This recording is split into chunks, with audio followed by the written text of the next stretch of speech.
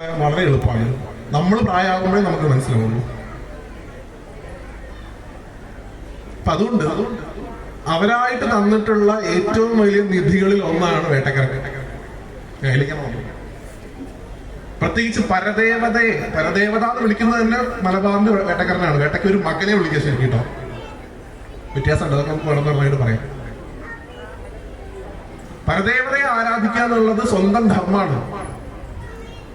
പരദേവതയെ ആരാധിക്കാതെ ഏത് മഹാക്ഷേത്രത്തിലേക്ക് ഓടിപ്പോയി അവിടെ മറ്റേ സാധനം കിട്ടുന്ന വിചാരിക്കണം. എന്ത് ഫീൽ, ഇന്നത്തെ കുട്ടികളുടെ ഭാഷ പറയുകയാണെങ്കിൽ വൈബ്. സ്വന്തം നാട്ടിലെ അമ്പലത്തിൽ പോകുമ്പോ കിട്ടാതിരിക്കുകയും ഗുരുവായൂർ അമ്പലത്തിന് മുമ്പിൽ പോയി നിൽക്കുമ്പോഴും ഫീൽ കിട്ടുന്നു ഏട്ടാ. സ്വന്തം നാട്ടിലെ അമ്പലത്തിൽ നിൽക്കുമ്പോഴും ഗുരുവായൂർ അമ്പലത്തിനുള്ളിൽ നിൽക്കുമ്പോൾ അതേ ഫീൽ നിങ്ങൾക്ക് കിട്ടണം. ഇല്ലെങ്കിൽ നിങ്ങൾ സ്വന്തം നാട്ടിലെ അമ്മയെ ധിക്കരിക്കുന്നു, അപമാനിക്കുന്നു അതിന്റെ അർത്ഥം. ഇവിടുന്ന് കിട്ടാത്ത നിങ്ങൾക്ക് എവിടെയും പോയാൽ കിട്ടില്ല. ഞാൻ ഈ ഭഗവാനെ മുമ്പിൽ എന്നാ പറയണേ. നമ്മുടെ ഈശ്വരന്മാരൊക്കെ സ്വന്തം പരദേവതയെ നന്നായി നോക്കാൻ നമ്മളെ പഠിപ്പിച്ച ആൾക്കാരാണ്.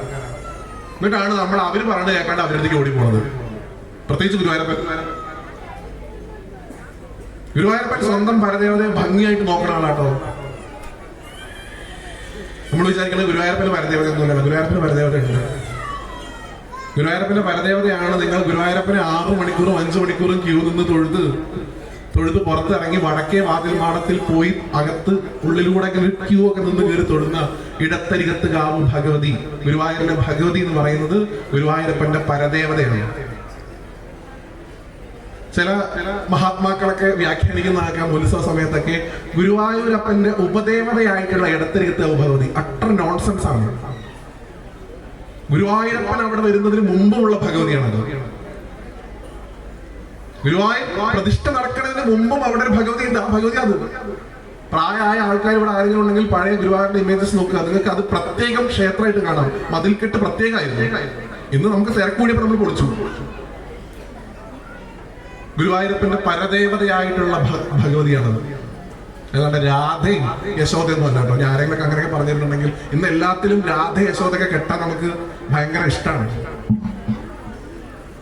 മഹാകാളിയാണ്, ഭദ്രകാളി സങ്കല്പത്തിലുള്ള ദേവതയാണ്. ഭഗവാൻ ഒരു ശരീരമെടുത്ത് ഭൂമിയിൽ ജീവിച്ച സമയത്ത് ഭഗവാൻ ദ്വാരകയിൽ ഹരസിദ്ധി എന്ന് പറയുന്ന ഒരു ദേവിയുടെ ക്ഷേത്രം കൃഷ്ണൻ സ്ഥാപിച്ചിട്ടുണ്ട്.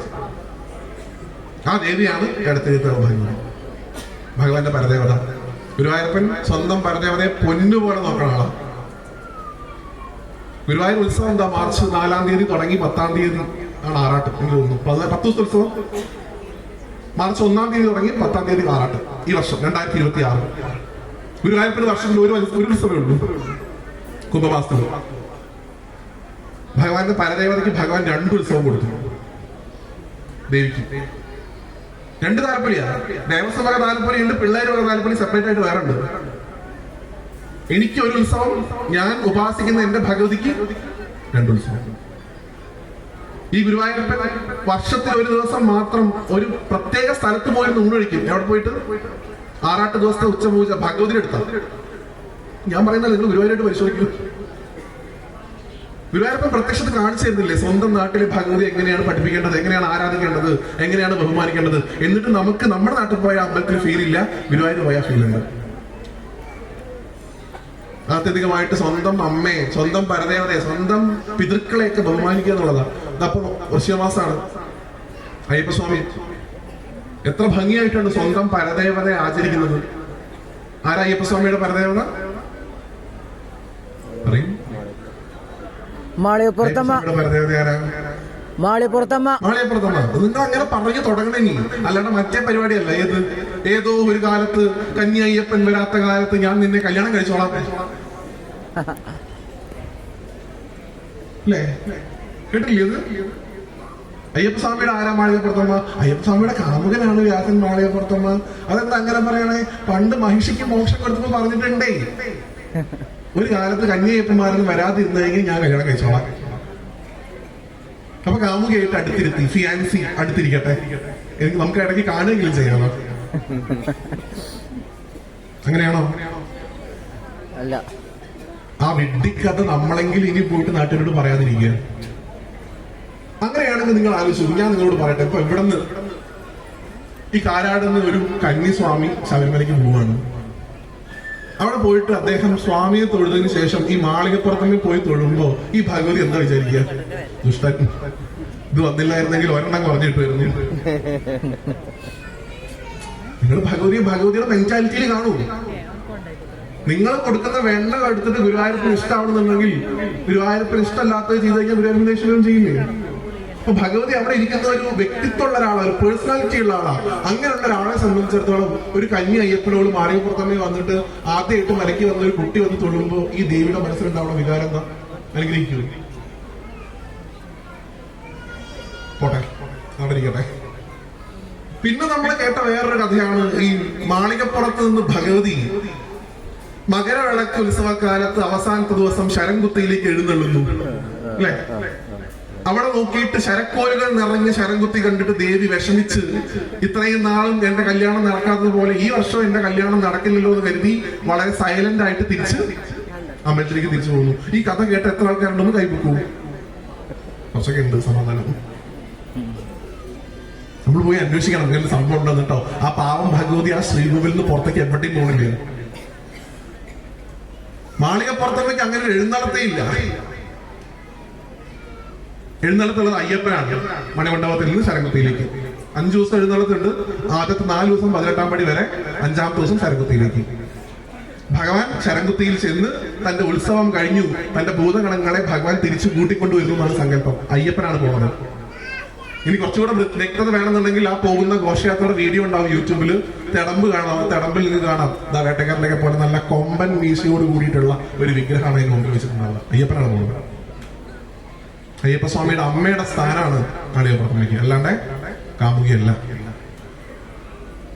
നോക്കൂ, നമ്മുടെ സ്വാമിയല്ലേ ആത്യന്തികമായിട്ട് അപമാനിക്കണത്. ഒരിക്കലും നടക്കാത്തൊരു വാഗ്ദാനം കൊടുക്കാൻ മാത്രം വിഡ്ഢിയായിട്ടുള്ള ഒരാളാണ് ഭഗവാൻ. ഓർത്തു നോക്കൂ നിങ്ങൾ. ഭഗവാൻ ത്രികാലജ്ഞാനിയാണെങ്കിൽ, ഭഗവാൻ അറിയാത്തതായിട്ട് ഒന്നുമില്ലെങ്കിൽ ഭഗവാൻ ഒരു പെൺകുട്ടിക്ക് വെറുതെ ഹോപ്പ് കൊടുക്കും. നമുക്കൊരാളോട് ചെയ്യാൻ സാധിക്കുന്ന ഏറ്റവും വലിയ ദ്രോഹമാണ് അനാവശ്യമായിട്ട് ഹോപ്പ് കൊടുക്കുക എന്നുള്ളത്. ആന കൊടുത്താലും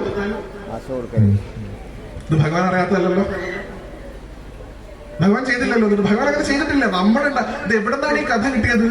1970 പുറത്തിറങ്ങിയ സ്വാമി അയ്യപ്പൻ എന്ന് പറഞ്ഞ ഒറ്റ സിനിമയിലേക്ക് റെഫറൻസ് ഉള്ളൂ. നിങ്ങൾ ഒരു ഗ്രന്ഥം, നിങ്ങൾ ഭൂതനാഥ ഉപാഖ്യാനോ ഭൂതനാഥ സർവസ്വോ പന്തളം രാജകുടുംബത്തിലുള്ള കൊട്ടാരം രേഖകളോ ഏതൊരുത്ത് പരിശോധിച്ചോളൂ, എവിടെയും കാണില്ല മാളികപ്പുറത്തുള്ള ഭഗവാന്റെ കാമുകിയാണ്. എല്ലായിടത്തും പറയാ അമ്മയുടെ സ്ഥാനം. അത് കൃത്യമായിട്ട് കാണാം. മാളികപ്പുറത്തുനിന്ന് ഭഗവാന്റെ തിടമ്പ് എഴുന്നള്ളിക്കുന്ന സമയത്ത് മണിമണ്ഡപത്തിൽ നിന്ന് 18-ാം പടിയിലേക്ക് കൊണ്ടുവരുന്ന സമയത്ത് മാളികപ്പുറം വഴി, പക്ഷേ മാളികപ്പുറത്തിന് സമീപത്തൂടെ ആ തിടമ്പ് ക്രോസ് ചെയ്യുമ്പോൾ അത് പിടിച്ചിരിക്കുന്ന ആള് ദേവിയുടെ മുമ്പിൽ കൂടെ നോക്കിയിട്ട് ഇങ്ങനെ ആക്കുകയാണ്. എന്തിനാണ്? അമ്മയെ മകൻ നമസ്കരിക്കുന്നു വേട്ടയ്ക്ക് പോകുന്നതിന് മുമ്പായിട്ട് ഉള്ള സങ്കല്പം. അമ്മയുടെ കാല് തൊട്ട് വണങ്ങിയിട്ടാണ് ഭഗവാൻ വേട്ടയ്ക്ക് പോകുന്നത്. കാമുകിയുടെ കാല് കാമുകൻ പിടിക്കേണ്ട ആവശ്യമുണ്ടോ? പിടിക്കാൻ നല്ലതാണ്, കുഴപ്പമൊന്നുമില്ല. പക്ഷെ സ്വാമി പിടിക്കുന്നുണ്ടായിരുന്നു. അമ്മയുടെ സ്ഥാനം കണ്ടിട്ടാ പോണത്. അതുകൊണ്ട് ഇനിയെങ്കിലും നമ്മൾ തന്നെ നമ്മുടെ ധർമ്മത്തെ, നമ്മുടെ അയ്യപ്പ സ്വാമിയൊക്കെ അപമാനിക്കാതിരിക്കുക. എന്ത് പറഞ്ഞിട്ട്? ഒരിക്കലും നടക്കാത്ത വാക്ക് കൊടുത്ത ആള് എന്ന് പറഞ്ഞ് അപമാനിക്കാതിരിക്കുക.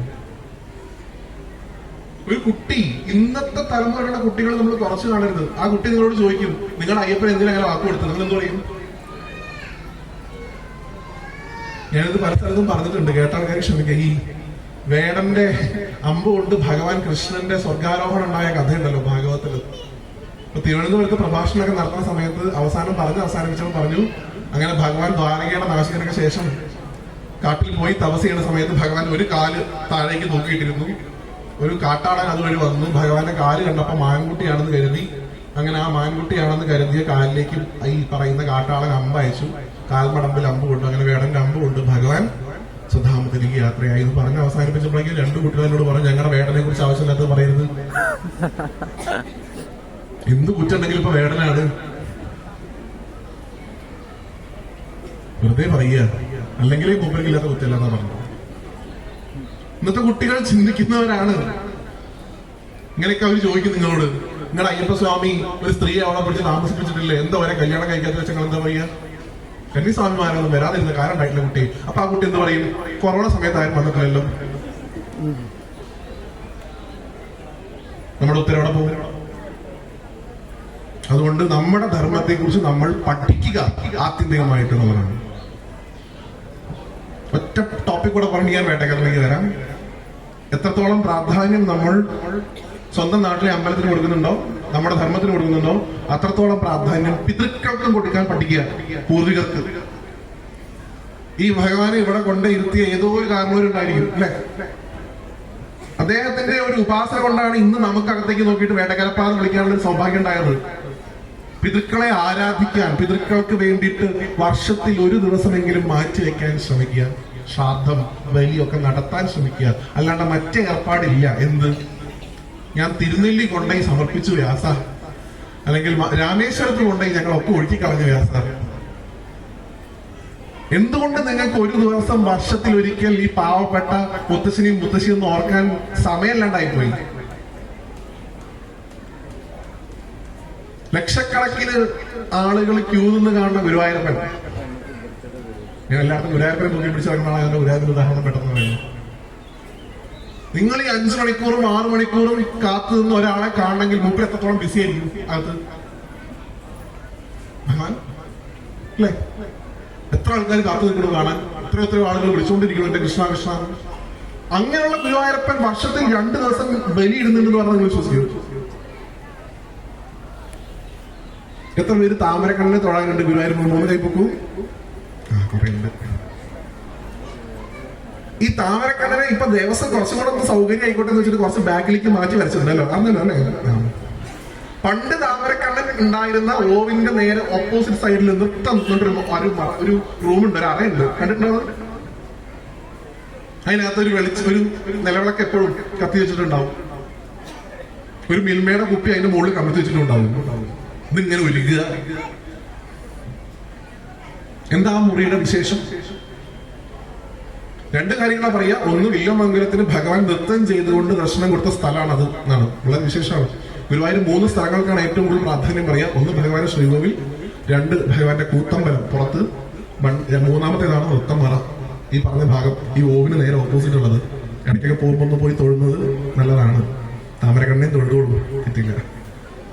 സ്വസ്തിക ചേച്ചി ഞാൻ പറഞ്ഞിട്ട് പറയും, വ്യാസം പറഞ്ഞു താമരക്കണ്ണനെ തൊഴണ്ടെന്ന് പറയും. അതുകൊണ്ട് എല്ലാവരും തൊഴുക. ഭക്തി ഉണ്ടാവണമെങ്കിൽ എല്ലാം നല്ല തന്നെയാണ്. ആ നൃത്തം മറയ്ക്കൊരു പ്രത്യേകതയുണ്ട്. വർഷത്തിൽ 2 തവണ ഗുരുവായൂരപ്പൻ ശ്രാദ്ധ കൂട്ടുന്ന സ്ഥലമാണത്. ഒരു മലയാള ബ്രാഹ്മണ ഫാമിലിയും ഒരു തമിഴ് ബ്രാഹ്മണ ഫാമിലിയും, 2 അച്ഛനും അമ്മയും. അവർക്ക് കുട്ടികൾ ആരും ഉണ്ടായിരുന്നില്ല. അവര് ഭഗവാനെ മാത്രം വിശ്വസിച്ച് ജീവിച്ചു. ഭഗവാനെ വിശ്വസിച്ച് തന്നെ കാലങ്ങൾ കഴിച്ചു. അവസാനം മരിച്ചുപോയി. മരിക്കുന്നതിന് മുമ്പായിട്ട് അവരുടെ സ്വത്ത് മുഴുവൻ അവർ ഗുരുവായൂർക്ക് എഴുതി വെച്ചു. ഗുരുവായൂരപ്പൻ ദേവപ്രശ്നത്തിൽ കണ്ടത് ഭഗവാൻ അവരുടെ മകന്റെ സ്ഥാനം ഏറ്റെടുക്കണമെന്നും അവർക്ക് വേണ്ടി ബലിയിടണമെന്നും. അവർക്ക് ബലിയിടാൻ വേറെ ആരുമില്ല. ആരാ ബലിയിടുന്നത്? സാക്ഷാൽ ഗുരുവായൂരപ്പൻ. നോക്കും, മക്കളില്ലാത്തവർക്ക് വേണ്ടി ബലിയിടാൻ ഗുരുവായൂരപ്പൻ സ്വയം വർഷത്തിൽ 2 ദിവസം കണ്ടെത്തുന്നു. എന്നിട്ട് നമ്മൾ പറയാ ഞാൻ തിരുനെല്ലി കൊണ്ടായ വ്യാസമാണ്. സ്വന്തം നാട്ടിലെ പരദേവതയെ, പിതൃക്കളെയൊക്കെ ആരാധിക്കുക എന്നുള്ളതാണ് നമ്മുടെ ധർമ്മം ആത്യന്തികമായിട്ട്. ഒപ്പം കളമ്പാട്ട് പോലുള്ള പ്രാചീനമായിട്ടുള്ള അനുഷ്ഠാനങ്ങളെ മുറുകെ പിടിക്കുക എന്നുള്ളത്. അത് കഴിഞ്ഞിട്ടേ ഉള്ളൂ വൃന്ദാവനവും ഗോകുലവും മധുരയും കാശിയും വാരണാസിയും ഒക്കെ. എന്നിട്ട് നിങ്ങൾ ടൂർ നോക്കോളൂ. ആലംബരം ഇതാ പാവണം തിരുവൈരാണിക്കുളം നടന്നു. എന്നിട്ട് പോവാ.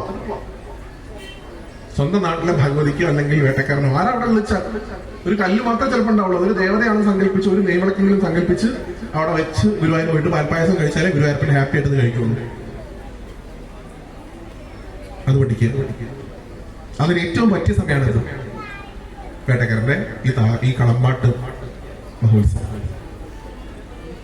അതിന് ആരാണ് ഭഗവാൻ എന്ന് മനസ്സിലാക്കണം. നിങ്ങൾ ഭഗവാന്റെ നാട്ടുകാരാണ്. നിങ്ങൾക്ക് ഭഗവാനെ കുറിച്ച് പറഞ്ഞാൽ ഞാൻ ആരുമല്ല. എങ്കിലും ചെറിയ കുട്ടികളൊക്കെ ഉണ്ട്. ഞാൻ പ്രായമായ ആൾക്കാരെ ഉദ്ദേശിച്ചേ അല്ല ഇനി അങ്ങോട്ട് സംസാരിക്കാൻ പോകുന്നത്. കുട്ടികളായിട്ടുള്ള ആൾക്കാരുണ്ട്. അവർക്കത് മനസ്സിലാവട്ടെ എന്ന് കരുതിയിട്ടാണ്. നിങ്ങൾ നിങ്ങളുടെ തിരക്ക് പിടിച്ച ജീവിതത്തിൽ ചിലപ്പോൾ അത് പറയാൻ നിങ്ങൾക്ക് സമയം കിട്ടിയിട്ടുണ്ടാവില്ല. അതുകൊണ്ട് ഞാൻ ഇവിടെ ഇരുന്ന് പറയുന്നു.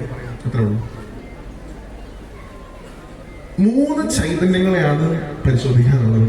ഒന്ന് വേട്ടക്കാരൻ, ഒന്ന് വേട്ടയ്ക്കൊരു മകൻ, ഒന്ന് വേട്ടക്കാരൻ.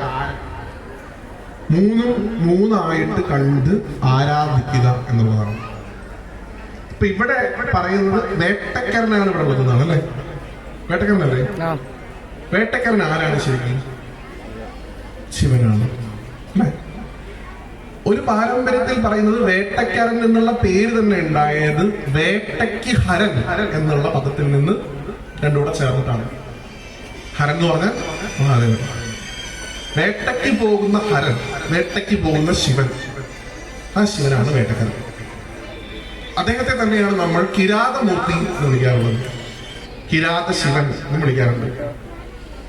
അദ്ദേഹത്തെ തന്നെയാണ് കുറച്ചുകൂടെ നാടൻ ഭാഷയിൽ ഈ ശിവൻ എന്നും അല്ലെങ്കിൽ വേട്ടക്കരൻ എന്നും വിളിക്കാൻ സാധിക്കാത്ത ഒരു സമൂഹം ഇവിടെ ഉണ്ടായിരുന്നു. അവരാണ് ഭഗവാനെ കരിയാത്തൻ എന്ന് വിളിച്ചിട്ടുണ്ട്. കരിയാത്തൻ എന്ന് പറഞ്ഞാലും കിരാതൻ എന്നുള്ളതിന്റെ ഗ്രാമ്യമായിട്ടുള്ള പദമാണ് കരിയാത്തൻ. കരിയാത്തൻ, കിരാതമൂർത്തി, വേട്ടക്കാരൻ, ഇത് മൂന്നും ഒരാളാണ്. രണ്ട് ഈ വേട്ടയ്ക്കൊരു മകൻ ആരാ? വേട്ടയ്ക്കൊരു മകൻ അയ്യപ്പനാണെന്ന് അഭിപ്രായമുള്ള എത്ര ആൾക്കാരാണെന്ന് പറയുമ്പോൾ കഴിഞ്ഞു. വേട്ടയ്ക്കൊരു മകൻ അയ്യപ്പനല്ല.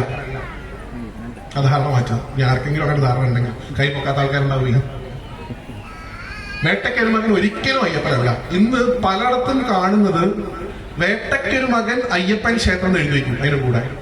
കാരണം അയ്യപ്പന്റെ ഒരു പ്രശസ്തി, അയ്യപ്പന് കിട്ടിയിട്ടുള്ള ഒരു അക്സെപ്റ്റൻസ്, അത് ഈ ദേവതയ്ക്ക് ഇവിടെ കിട്ടിക്കോട്ടെ. അപ്പൊ ഈ പ്രഭാഷണം കഴിഞ്ഞിട്ട് ഇവിടെ വന്ന് വേണോട്ടം പറയാണ് ശ്രീജിത്തിന്റെ പ്രഭാഷണം നന്നായിരുന്നു പറഞ്ഞ എന്റെ അവസരം ആലോചിച്ചു. ഐഡന്റിറ്റിക്ക് വലിയ പ്രാധാന്യമുള്ളത്. വേട്ടയ്ക്കൊരു മകൻ ഒരിക്കലും അയ്യപ്പനല്ല. അയ്യപ്പൻ വേറെ, വേട്ടയ്ക്കൊരു മകൻ വേറെ. എന്താ പ്രാധാന്യം? അയ്യപ്പൻ അല്ലെങ്കിൽ ശാസ്താവ് എന്ന് പറയുന്നത് രണ്ട് പുരുഷ ചൈതന്യങ്ങളുടെ സങ്കലനത്തിലൂടെ ഉണ്ടായിട്ടുള്ള ശക്തിയാണ്. ശിവനും വിഷ്ണു. ഹരിഹര സുധനാണ് ശാസ്താവ്. എന്നാൽ വേട്ടയ്ക്കൊരു മകൻ എങ്ങനെയാണ്? അല്ല, ശ്രീപാർവതിക്കും കിരാത രൂപത്തിലുള്ള ശിവനും കിരാത പാർവതിക്കും ഉണ്ടായിട്ടുള്ള കുട്ടിയാണ് വേട്ടയ്ക്കൊരു മകൻ. ശരിക്കും വേട്ടക്കരൻ എന്ന് വിളിക്കുന്നത് പൊതുവെ എല്ലായിടത്തും വിളിച്ചു പോകുന്നത് നമ്മൾ വേട്ടക്കരപ്പൻ എന്നൊക്കെ വിളിക്കുന്നത് മകനെയാണ്. മകനാണ് പ്രാധാന്യം. കിരാതമൂർത്തിയായിട്ടാണ് പലയിടത്തും ശിവനെ കാണുക. വേട്ടക്കരൻ എന്ന് വിളിക്കുന്നത് ശിവൻ തന്നെയാണെങ്കിൽ പോലും ഇന്ന് വേട്ടക്കരൻ എന്നുള്ള പേര് പൊതുവിൽ വേട്ടയ്ക്കൊരു മകനാണ് കൂടുതൽ ഉപയോഗിച്ചു വരുന്നത്. ഒരിക്കലും അയ്യപ്പനല്ല വേട്ടക്കൊരു മകൻ എന്ന് മനസ്സിലാക്കുക. നല്ല കഥ നമുക്ക് അനുസ്മരിക്കാം. കുഴപ്പമൊന്നുമില്ല. മൂന്നാമത്തേതാണ് വേട്ടക്കാരൻ. ഒരു ദീർഘം. വേട്ടക്കാരനാണ് ആര്? ശാസ്താവ്, അയ്യപ്പൻ. കുതിരയുടെ, ഒരു കറുത്ത കുതിരയുടെ പുറത്ത് ഇരുന്ന് അസ്ത്രം തൊടുത്ത് വേട്ടയ്ക്ക് പോകുന്ന ഭാവത്തിലുള്ള ഭഗവാന്റെ രൂപത്തെയാണ് വേട്ടക്കാരൻ അല്ലെങ്കിൽ അശ്വാരൂഢ ശാസ്താവ്, രേവന്തമൂർത്തി എന്ന് വിളിക്കും. അദ്ദേഹത്തെ നാടൻ ഭാഷയിൽ വിളിക്കുന്നതാണ് വേട്ടക്കാരൻ. ദീർഘണ്ട്. വേട്ടക്കാരൻ ശിവൻ, വേട്ടയ്ക്കൊരു മകൻ ശിവന്റെയും പാർവതിയുടെയും കുട്ടി, വേട്ടക്കാരൻ അയ്യപ്പസ്വാമി. ഇത് മൂന്നും മാറരുത്. മൂന്നും മൂന്നായിട്ട് തന്നെ കാണുക. അതിൽ വേട്ടക്കാരന്റെ കിരാതമൂർത്തിയുടെ ക്ഷേത്രങ്ങൾ ലോകത്ത് ഒരുപാടുണ്ട്. ഏറ്റവും പ്രശസ്തമായിട്ടുള്ള കിരാതഭാവത്തിലുള്ള ശിവന്റെ ക്ഷേത്രമാണ് ഏത്? നവീനും ശ്രീലാലൊക്കെ പാടുന്നത് നിങ്ങൾ കേട്ടിട്ടല്ലേ? വടക്കുംനാഥ. വടക്കുംനാഥനിൽ ഇരിക്കുന്നത് കിരാത ശിവനാണ്. എറണാകുളത്തപ്പൻ കിരാത ശിവനാണ്. കിരാതഭാവത്തിലുള്ള ഭഗവാൻ, അതാണ് വേട്ടക്കരൻ. ഇപ്പൊ കിരാത പാർവതി അവിടെ ഉണ്ടാവുക. ഈ പറയുന്ന വേട്ടക്കരുവൻ എന്ന് പറയുന്നത് കിരാത ശിവന്റെയും കിരാത പാർവതിയുടെയും കുട്ടിയാണല്ലോ. കിരാത ശിവൻ വടക്കുംനാഥനിലുണ്ട്, എറണാകുളത്തപ്പനിലുണ്ട്, കുറെ സ്ഥലങ്ങളുണ്ട്. ഈ കിരാത പാർവതിയുടെ കേരളത്തിൽ ഏറ്റവും അറിയപ്പെടുന്ന ഒരു ക്ഷേത്രം ഏതാ? ഇവിടെ അടുത്ത മലപ്പുറം ജില്ലയാണ്. ഇപ്പൊ ഇവിടെ ഇരിക്കുന്നത്, ഇവിടെ പാട്ട് നടത്തുന്നത് ഞാൻ എത്രയൊക്കെ മനസ്സിലാക്കിയാലും പാട്ട് വേട്ടയ്ക്കൊരു മകനാണ് കേട്ടോ, വേട്ടക്കാരനല്ല. വേട്ടയ്ക്കൊരു മകന്റെ കഥയാണ് പാട്ടിൽ പറയാന്നാണ് എന്റെ വിശ്വാസം. അങ്ങനെ തന്നെയാണെന്ന് ഞാൻ മനസ്സിലാക്കുന്നത്. അങ്ങനെയാണെങ്കിൽ ആ പാട്ട് നടത്തുന്ന ഭഗവാന്റെ അച്ഛൻ ഇവിടെ ഉണ്ട്, മഹാദേവൻ. ആ പാട്ട് നടത്തുന്ന ഭഗവാന്റെ അമ്മ എവിടെയുള്ളത്? പ്രസിദ്ധമായിട്ടുള്ള കേരളത്തിലെ ഈ കിരാത പാർവതി ക്ഷേത്രം ഏതാണ്? തിരുമാതാംകുന്ന്. കാടാമ്പുഴ. വനദുർഗ ഭാവത്തിലുള്ള കിരാത പാർവതിയുടെ ക്ഷേത്രമാണ് കാടാമ്പുഴ കേട്ടോ. കാടാമ്പുഴ ഭഗവതിയുടെ മകനാണ് വെട്ടയ്ക്കൊരു മകൻ. ത്വരിത വിളിക്കും ആ ദേവി. മയിൽപ്പീലി കൊണ്ടുള്ള കിരീടം ധരിച്ചത് വേട്ടക്കരുടെ മകൻ. അപ്പൊ എങ്ങനെയാണ് ഈ കിരാത ശിവനും കിരാത പാർവതിയും ഭൂമിയിൽ വന്ന് നിങ്ങൾക്ക് എല്ലാവർക്കും അറിയാവുന്ന പ്രസിദ്ധമായുള്ള കഥയാണ്. വനവാസകാലത്ത് അർജുനോട് ഭഗവാൻ കൃഷ്ണൻ പറയുന്നു, ഈ സമയം വെറുതെ പാഴാക്കാനുള്ളതല്ല, തപസ് ചെയ്ത് ദിവ്യങ്ങളായിട്ടുള്ള അസ്ത്രങ്ങൾ സമ്പാദിക്കണം. അതിൽ ഏറ്റവും ദിവ്യമായിട്ടുള്ള അസ്ത്രമാണ് പാശുപതം. അതിനുവേണ്ടി അർജുനൻ പോയി തപസ് ചെയ്യുന്നു. ദുര്യോധനൻ ഈ പാശുപതാസ്ത്രത്തിന് വേണ്ടി അർജുനൻ തപസ് ചെയ്യുന്നുണ്ടെന്ന് പറഞ്ഞ് ഒരു അസുരനെ, മൂക്കാസുരൻ എന്ന് പറയുന്ന ഒരു അസുരനെ പന്നിയുടെ വേഷം കെട്ടിച്ച് അർജുനനെ കൊല്ലാനായിട്ട് അയക്കുന്നു. അർജുനൻ കണ്ണടച്ച് ധ്യാനിക്കുന്ന സമയത്താണ് ഈ പന്നി അർജുനനെ കുത്തി മറിച്ചിടാൻ വേണ്ടിയിട്ട് സ്പീഡിൽ ഓടി വരുന്നതൊക്കെ കാണുന്നത്. ഉടനെ മൂപ്പര് ഗാന്ധീയം എടുത്ത് അത് വെച്ച് കൊലച്ചു. അർജുനന്റെ അസ്ത്രം അവിടെ ചെന്ന് കൊള്ളുന്നതിന് മുമ്പായിട്ട് അതേ വേഗതയിൽ അല്ലെങ്കിൽ അതിനേക്കാൾ വേഗതയിൽ ദൂരെ നിന്ന് മറ്റൊരു അസ്ത്രം വന്ന് ആ പന്നിയെ കൊന്നു. ഇത് എവിടെ നിന്നാണ് ഈ രണ്ടാമത്തെ അസ്ത്രം വന്നതെന്ന് അറിയാൻ വേണ്ടി മൂപ്പര് മുകളിലേക്ക് നോക്കിയപ്പോഴാണ് അവിടെ ആകെ മൊത്തം കലബല ശബ്ദം, ആക്കല് മൂക്കലൊക്കെ കേൾക്കുന്നത്, കുറെ എണ്ണം കാടിറങ്ങി വരുന്നത് കണ്ടത്.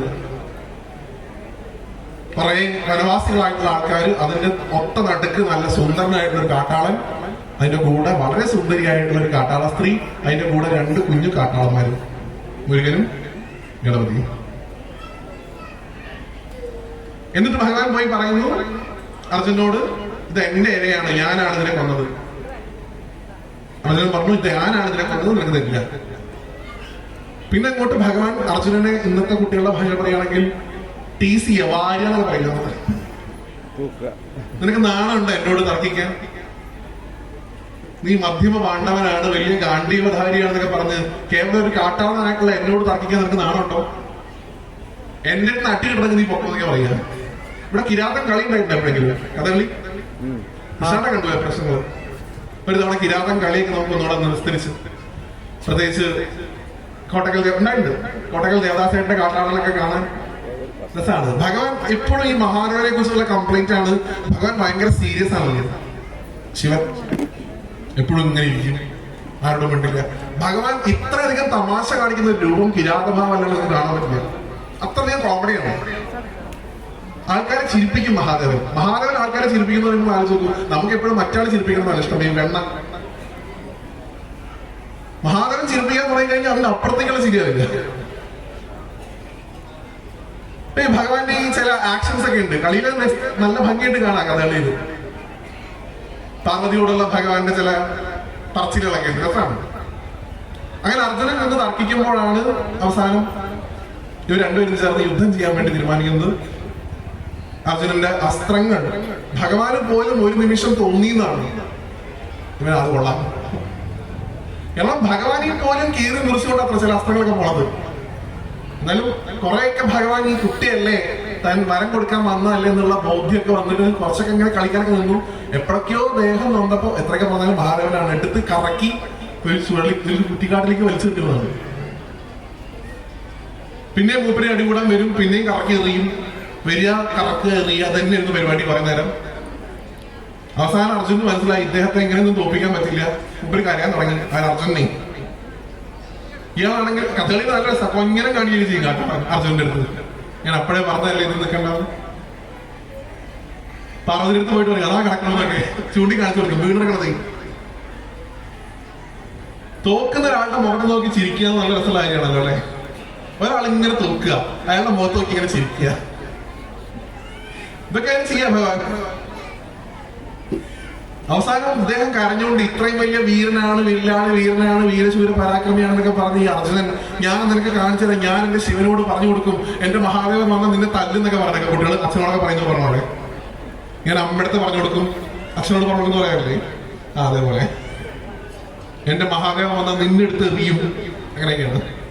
അതിൽ രസം എന്താന്ന് വെച്ച് കഴിഞ്ഞാൽ കഥകളിയിലുണ്ട് കേട്ടോ. ഇത് പുരാണത്തിലുണ്ടെന്ന് വിശ്വസിക്കരുത്. ഇതൊക്കെ എന്റർടൈൻമെന്റിന് വേണ്ടി പറഞ്ഞു മുഴുവൻ പ്രഭാഷണം മോർണിംഗ്. ഈ കഥകളിയിൽ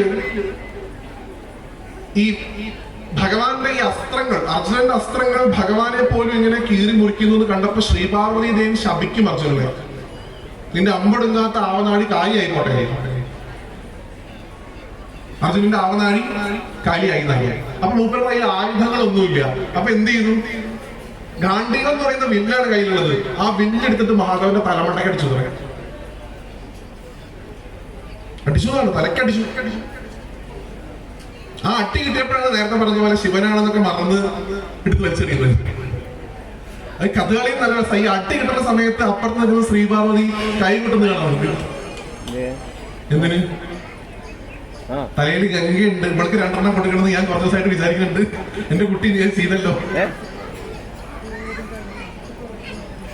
അനുഗ്രഹിക്കുന്നതാണ്. നിനക്ക് എല്ലാവിധ ഐശ്വര്യവും ഉണ്ടാവട്ടെ. പാർവതി ആദ്യം അനുഗ്രഹിച്ചു, അട്ടി കൊടുത്തപ്പോ തന്നെ ഹാപ്പി ആയി. അപ്പോഴാണ് ഈ അർജുനൻ അയക്കുന്ന അസ്ത്രങ്ങളൊക്കെ തന്നെ ഭഗവാന്റെ നേരെ പുഷ്പങ്ങളായി മാറുന്നത് നമ്മൾ കാണുന്നത് അല്ലേ? അതാണ് ഇന്നും കാണാമ്പുഴയിൽ നിങ്ങൾക്ക് അറിയാം. യഥാർത്ഥത്തിൽ പൂമൂടൽ ഇപ്പൊ എല്ലായിടത്തും നടക്കുന്നുണ്ടെങ്കിലും ഏറ്റവും വിശേഷം കാണാമ്പുഴയാണ്. പൂമൂടൽ വഴിപാട് ഈ അർജുനൻ അയച്ച അസ്ത്രങ്ങളൊക്കെ തന്നെ പൂക്കളായി ചെന്ന് ഇവര് രണ്ടുപേരെ അഭിഷേകം ചെയ്തു എന്നാണ്. അതിന്റെ ഒരു ഓർമ്മ പുതുക്കലാണ് കാണാമ്പുഴ നടക്കുന്ന പൂമൂടൽ. അപ്പൊ ഇദ്ദേഹം ഈ അർജുനൻ ഈ ഭൂമിയിൽ കൊണ്ടൊരു ശിവലിംഗമൊക്കെ ഉണ്ടാക്കി അതിൽ അർച്ചിക്കുന്ന സമയത്താണ് താൻ അർച്ചിക്കുന്ന ഓരോ പൂക്കളും ആ കാട്ടാളന്റെ ദേഹത്തൂടെ വന്ന് വീഴുന്നത് കാണുന്നത്, ഭഗവാനാണെന്ന് മനസ്സിലാക്കുന്നത്, ഭഗവാന്റെ കാലിൽ പിടിച്ച് ക്ഷമ പറയുന്നത്. ഭഗവാൻ പറയുന്നുണ്ട്, നിന്റെ വീര്യത, നിന്റെ പോരാട്ട വീര്യം എനിക്ക് വളരെയധികം ഇഷ്ടപ്പെട്ടു, അതുകൊണ്ട് നിനക്ക് പാശ്വതിരിക്കട്ടെ എന്ന് പറഞ്ഞു കൊടുക്കുന്നു. ഈ മഹാദേവന്റെ അടുത്ത് ഇവിടെ ഇരിക്കുന്നത് അച്ഛനാണ് എന്നുള്ള സങ്കല്പത്തിലാണ് ഞാൻ സംസാരിക്കുന്നത്. മഹാദേവനാണ് ഇവിടെ ഉള്ളത് എന്നുള്ള സങ്കല്പത്തിലാണ് ഞാൻ സംസാരിക്കുന്നത്. നിങ്ങൾക്ക് ഭഗവാന്റെ കയ്യിൽ നിന്ന് എന്തെങ്കിലും കിട്ടണം എന്നുണ്ടെങ്കിൽ നിങ്ങൾ ഭഗവാനോട് വെറുതെ മാത്രം പോയി പ്രാർത്ഥിച്ചാൽ മാത്രം പോരാ. ആ തരുന്നത് വാങ്ങാനുള്ള കഴിവ് നിങ്ങൾക്കുണ്ട്. നിങ്ങൾ ആരെ ബോധ്യപ്പെടുത്തണം? ഭഗവാനെ ബോധ്യപ്പെടുത്തണം. ശിവന്റെ ഒരു പ്രത്യേകതയാണ്, ഭഗവാൻ എന്തെങ്കിലും ഒരു കാര്യം തരണതിന് മുമ്പായിട്ട് അത് ഹോൾഡ് ചെയ്യാനുള്ള, അത് വാങ്ങാനുള്ള കരുത്ത്, കഴിവ് നിങ്ങൾക്കുണ്ടോ എന്ന് ഭഗവാൻ പരിശോധിക്കും. അധ്വാനിക്കുന്ന ആൾക്കാരെ ഇങ്ങനെ ഇഷ്ടമുള്ള ഒരാള് ഭഗവാനെ പോലെ വേറെ ആരുമില്ല. മഹാദേവനെ പോലെ ഹാർഡ് വർക്ക് ചെയ്യുന്ന അധ്വാനികളെ ഭയങ്കര ഇഷ്ടമാണ്. ഒരാൾക്കും വെറുതെ എന്തെങ്കിലും കൊണ്ടേ കൊടുക്കുന്ന ഏർപ്പാട് മഹാദേവനില്ല. നോക്കൂ, നിങ്ങൾ ഈ പറയുന്ന പാശ്വതം അർജുനൻ ഇങ്ങനെ പോയി തപസ് ചെയ്തപ്പോ ശിവൻ വന്ന് പ്രത്യക്ഷപ്പെട്ടിട്ട് എന്നാ കുട്ടി പാശ്വതം അങ്ങനെ കൊടുക്കണം ചെയ്തേ. അർജുനന്റെ കഴിവ് ഭഗവാൻ സ്വയം പരിശോധിച്ചു. അവനിത് കൊടുത്താൽ അവനത് ഉപയോഗിക്കാനുള്ള ശേഷി ഉണ്ടെന്ന് മനസ്സിലാക്കി, എന്നിട്ടാ കൊടുത്തത്. ഭഗവാന്റെ മറ്റൊരു പ്രസിദ്ധമായിട്ടുള്ള ആയുധമാണ് ചന്ദ്രഹാസം. അല്ലെ, രാവണന് ഒരു ദിവസം കൈലാസം ഭഗവാൻ എടുത്ത് കൊടുക്കുകയാണ് ചെയ്തത്. ഇത് കയ്യിലിരിക്കട്ടെ ആണോ? കൈലാസം എടുത്ത് പൊക്കി കാണിച്ചു കൊടുത്തു രാവണന്, എനിക്ക് സാധിക്കും ഭഗവാൻ ഇത് ഹോൾഡ് ചെയ്യാൻ. അപ്പോഴാ കൊടുക്കുന്നത്. എന്നും ഭഗവാനോട് പ്രൂവ് ചെയ്യുക, എനിക്ക് സാധിക്കും. അപ്പൊ ഭഗവാൻ സന്തോഷത്തോടു കൂടി നിങ്ങൾ ചോദിച്ചതിനേക്കാൾ ഇരട്ടി തരും. അതാണ് ഭഗവാന്റെ പ്രാർത്ഥന. അങ്ങനെയുള്ള ആ കിരാതഭാവത്തിലുള്ള ഭഗവാനെയാണ് നമ്മൾ ഇവിടെ പ്രദർശിച്ചിട്ടുള്ളത്. വേട്ടയ്ക്ക് ഹരം എന്നുള്ള സങ്കല്പത്തിൽ ഭഗവാന്റെ രൂപം നിങ്ങൾ ഈ ചിത്രത്തിൽ കാണുന്നത് പോലെ തന്നെയാണ്. കിരാതഭാവമാണ്. ചെറിയ വ്യത്യാസമുള്ളത്, കിരാത ശിവനെ പലപ്പോഴും വിളിക്കുന്ന സമയത്ത് ഇവിടെ ഈ ചുരിക വരയ്ക്കാറില്ല. ചുരിക എപ്പോഴും മകനാണ് പ്രാധാന്യം. അല്ലെങ്കിൽ നമുക്ക് അങ്ങനെയുള്ള ഈ കിരാത ശിവനും കിരാത പാർവതിയും ചേർന്ന് എപ്പോഴും കൈലാസത്തിൽ തന്നെ ഇരിക്കുകയല്ലേ. പാശുപതൊക്കെ കൊടുക്കലൊക്കെ കഴിഞ്ഞു. കുറച്ച് നാളും കൂടെ എന്ത് ചെയ്യാം, ഈ വേഷത്തിൽ സഞ്ചരിക്കാം. കുറച്ച് നാളുകൂടെ കാട്ടിൽ ഈ ഒരു വേഷമൊക്കെ കെട്ടി ഇരിക്കാം എന്നുള്ള ഒരു ധാരണയിൽ അവർ കുറച്ചു കാലം കാട്ടിലൂടെ സഞ്ചരിക്കുകയും കുറച്ചു കാലം കാട്ടിൽ കഴിയുകയൊക്കെ ചെയ്തു. ആ സമയത്ത് കിരാതഭാവത്തിലുള്ള ശിവന് കിരാതഭാവത്തിലുള്ള പാർവതിയിൽ ഉണ്ടായിട്ടുള്ള കുട്ടിയാണ് വേട്ടയ്ക്കൊരു മകൻ, അല്ലാണ്ട് അയ്യപ്പനല്ല. മറ്റേ നിങ്ങൾക്ക് എല്ലാവർക്കും അറിയാം, മോഹിനി രൂപം കണ്ട് മഹാദേവന് ആ രൂപം കാണണം എന്ന് തോന്നുന്നു അല്ലെ. ഇവിടെ അങ്ങനെ ഒരു മോഹിനിയൊന്നുമില്ല. സാക്ഷാൽ ശ്രീ പാർവതിയിൽ മഹാദേവന് ജനിച്ച കുട്ടിയാണ് ആര്? വേട്ടയ്ക്കൊരു മകൻ. ഭഗവാന്റെ പ്രത്യേകത നോക്കൂ, നിങ്ങൾക്ക് കേരളത്തിൽ നിന്ന് പുറത്തു പോയി കഴിഞ്ഞാൽ ആരെ കാണാൻ പറ്റില്ല? വേട്ടയ്ക്കൊരു മകനെ കാണാൻ പറ്റില്ല. കേരളത്തിൻ്റെതായിട്ടുള്ളൊരു സ്വത്താണ് വേട്ടയ്ക്കൊരു മകൻ. പരദേവത പലർത്ത് കാണാം. പരദേവത ചിലപ്പോൾ ദേവിയാവാം, അയ്യപ്പനാവാം, ജാതനാവാം, പലതും ആവാം. പക്ഷെ വേട്ടയ്ക്കൊരു മകൻ എന്ന് പറയുന്നത് കേരളത്തിന് മാത്രമുള്ള പ്രോപ്പർട്ടിയാണ്. മഹാദേവന്റെ എല്ലാ കഴിവുകളോടും കൂടിയുള്ള ഒരു കുട്ടി. അദ്ദേഹത്തെ ആദിവാസി വിഭാഗത്തിൽപ്പെട്ട ആളുകളാണ് എടുത്ത് വളർത്തുന്നത്. നായാട്ടായിരുന്നു ഇഷ്ടപ്പെട്ട വിനോദം. അത്യധികം കഴിവ് ധനുർവിദ്യയിൽ, പെട്ടെന്ന് അമ്പും വില്ലും ഉപയോഗിക്കുന്നതിൽ അദ്ദേഹത്തിന് ഉണ്ടായിരുന്നു. അങ്ങനെ അദ്ദേഹം ആദ്യം ഈ മൃഗങ്ങളെയൊക്കെ ഇങ്ങനെ വേട്ടയാടൽ തുടങ്ങി. മൃഗങ്ങളെ വേട്ടയാടി വേട്ടയാടി അതിലൊരു ത്രില്ലില്ലാതെ കണ്ടപ്പോൾ മൂപ്പര് ചെറുതായിട്ട് ഗ്രാമങ്ങളിലേക്കൊക്കെ ഇറങ്ങി അവിടുത്തെ ആൾക്കാരുടെ മേത്തൊക്കെ അമ്പുവിടലൊക്കെ തുടങ്ങി. മഹർഷിമാര് തപസ് ചെയ്യുന്നതിന്റെ ഇടയിലൊക്കെ പോയിട്ട് മൂപ്പര് പോയി അമ്പുവിടും. മഹർഷിമാരുടെ തലമുടിയിലൊക്കെ ചിലപ്പോൾ അമ്പ് ഇങ്ങനെ കുത്തി നിർത്തും. അതൊക്കെ മൂപ്പരുടെ ഹോബിയായിരുന്നു. ഒരാളും ശമിക്കാൻ ധൈര്യപ്പെട്ടില്ല, കാരണം ശിവന്റെ മകനാണ് എന്നുള്ള ധാരണ ഉണ്ടായിരുന്നു. ഇങ്ങനെ മൂപ്പര് ഓരോ നാട്ടുരാജ്യങ്ങളിലേക്ക് പോകാൻ തുടങ്ങി. പിന്നെ അവിടെ പോയിട്ട് രാജാക്കന്മാരെയൊക്കെ വെല്ലുവിളിക്കും, യുദ്ധം ചെയ്യുന്ന പറയും, യുദ്ധം ചെയ്യും, തോപ്പിക്കുന്ന സമയത്ത് രാജാവ് പറയും എന്റെ രാജ്യം ഈ അങ്ങേക്ക്. മൂപ്പര് പറയും അതിലൊന്നും എനിക്ക് താല്പര്യമില്ല, എനിക്ക് ജസ്റ്റ് യുദ്ധം ചെയ്താൽ മതി, വേറെ ഒന്നും വേണ്ട. ഇങ്ങനെ നടക്കുക ഒരാള്. എല്ലാവർക്കും മൂപ്പരെ കൊണ്ട് വലിയ ബുദ്ധിമുട്ടായിരുന്നു. അവസാനം മഹാദേവന്റെ അടുത്ത് പോയിട്ട് പരാതി പറഞ്ഞേ, മകനെ കൊണ്ട് വലിയ ശല്യമാണ്, ഒരാൾക്ക് ഒരു യാഗം ചെയ്യാൻ പറ്റണില്ല, ഒരാൾക്ക് ഒരു പൂജ ചെയ്യാൻ പറ്റണില്ല, ഇയാൾ വന്ന് അമ്പ് വിട്ട് കളിക്കുകയാണ്, എന്തെങ്കിലും ഒരു വൃത്തി ഉണ്ടാക്കാൻ പറഞ്ഞപ്പോൾ ഭഗവാൻ ചിരിച്ചുകൊണ്ട് പറഞ്ഞു അവൻ കുട്ടിയല്ലേ വലുതായി ശരിയായിരുന്നു. അപ്പൊ നേരെയോ ഏർപ്പാടുള്ള ആളാണ് മഹാദേവൻ. വളഞ്ഞ വഴിയൊന്നും മൂപ്പർക്ക് അറിയില്ല. ആവും വളഞ്ഞ വഴികൾ മാത്രം അറിയുന്ന ഒരാളുണ്ടായിരുന്നു, അദ്ദേഹമാണ് ഗുരുവായൂരപ്പൻ. അവിടെ നേരെയോ ഏർപ്പാടൊന്നുമില്ല. അങ്ങനെയാണ് ദേവകൾ എല്ലാവരും ചേർന്ന് മഹാവിഷ്ണുവിന്റെ അടുത്ത്, നാരായണന്റെ അടുത്ത് പോയി ഈ കുട്ടിയെ കുറിച്ച് പരാതി പറയുന്നുണ്ട്. ഇങ്ങനെ ഒരു കുട്ടിയുണ്ട്, ഇവനെ കൊണ്ട് വലിയ ശല്യമാണ്, എങ്ങനെയെങ്കിലും ഇവനെ ഒന്ന് നേരേക്ക് തരണം. ആ സമയത്ത് ഭഗവാൻ അതിസുന്ദരനായിട്ടുള്ള മറ്റൊരു കാട്ടാളന്റെ രൂപം സ്വീകരിച്ചു എന്നാണ്. വിഷ്ണുവിന്റെ കാട്ടാള രൂപം നാരായണൻ. അദ്ദേഹത്തിന്റെ കയ്യിൽ അദ്ദേഹത്തിന്റെ സുദർശന ചക്രത്തെ അദ്ദേഹം ആ സമയത്ത് ഒരു ചുരികയാക്കി മാറ്റിയതാണ്. ആ ചുരിക ഇങ്ങനെ കറക്കിയിട്ട് കാട്ടിലൂടെ അങ്ങനെ നടക്കുക. ഈ ചില കുട്ടികളുണ്ട്, ചില കുട്ടികൾക്ക് ഓരോ സാധനങ്ങളിലാണ് ഇൻട്രസ്റ്റ് ഉണ്ടാവുക. ചില ആൾക്കാർക്ക് എയറോപ്ലെയിൻ ആവും ഏറ്റവും കൂടുതൽ ഇഷ്ടം. എയർപ്ലെയിൻ മാത്രം മതി, എവിടെ പോയാലും എയർപ്ലെയിൻ മതി. ചില കുട്ടികൾക്ക് കാർ വണ്ടികളോടൊക്കെ താല്പര്യം, എവിടെ പോയാലും വണ്ടി മാത്രമേ വാങ്ങുള്ളൂ. ഓരോരുത്തർക്കും ഓരോ വീക്ക്നെസ് ഉണ്ട് അല്ലേ? ഈ കുട്ടിക്ക് ഈ ധനുർവിദ്യയിൽ ഇത്രയധികം താല്പര്യമുള്ള ആളായതുകൊണ്ട് തന്നെ ആയുധങ്ങൾ ഭയങ്കര വീക്ക്നെസ് ആയിരുന്നു വേട്ടയ്ക്കൊരു മകന്. അപ്പൊ ഇയാള് കാട്ടുകൂടെ നടക്കണമെന്നോ അതി തേജസ്സുള്ള ഒരു ചുരിക അത് ചുറ്റിക്കൊണ്ട് വേറൊരു കാട്ടാളങ്ങൾ നടന്നു. ഉടനെ ചെന്ന് അദ്ദേഹത്തെ നമസ്കരിച്ചു. പ്രായത്തിൽ മുതിർന്ന ആളാണ്. നമസ്കരിച്ചിട്ട് പറഞ്ഞു, ഞാൻ ഇങ്ങനെ വേട്ടയ്ക്കൊരു മകൻ എന്നാണ് എന്റെ പേര്, എനിക്ക് ഈ ചുരിക കിട്ടിയാൽ കൊള്ളാമെന്നുണ്ട്, അങ്ങ് എനിക്ക് തരണം. ഭഗവാൻ നാരായണനാണ്, അമ്മാവനാണ്. ശ്രീപാർവതിയെ നിങ്ങൾ ലളിതാ സഹസ്രനാമത്തിൽ എന്താ വിളിക്കുക? പത്മനാഭ സഹോദരി എന്നാ വിളിക്കുക അല്ലെ? ഭഗവാന്റെ പെങ്ങളുടെ സ്ഥാനമാണ്. ആ പെങ്ങൾക്കുണ്ടായിട്ടുള്ള മകനാണ്, മരുമകനാണ്, അനന്തരവനാണ്. ആ കുട്ടിയുടെ വീര്യത കണ്ടും മനസ്സിലാക്കിയ ഭഗവാൻ വന്നത് അങ്ങനെ വെറുതെ തരാമെന്ന് വെച്ചില്ല. അത് അത്യധികം ചൈതന്യവത്തായിട്ടുള്ള ഒരു ചുരികയാണ്. ഇത് നിനക്ക് ഞാൻ തരണം എന്നുണ്ടെങ്കിൽ നീ എനിക്ക് സത്യം ചെയ്തു തരണം.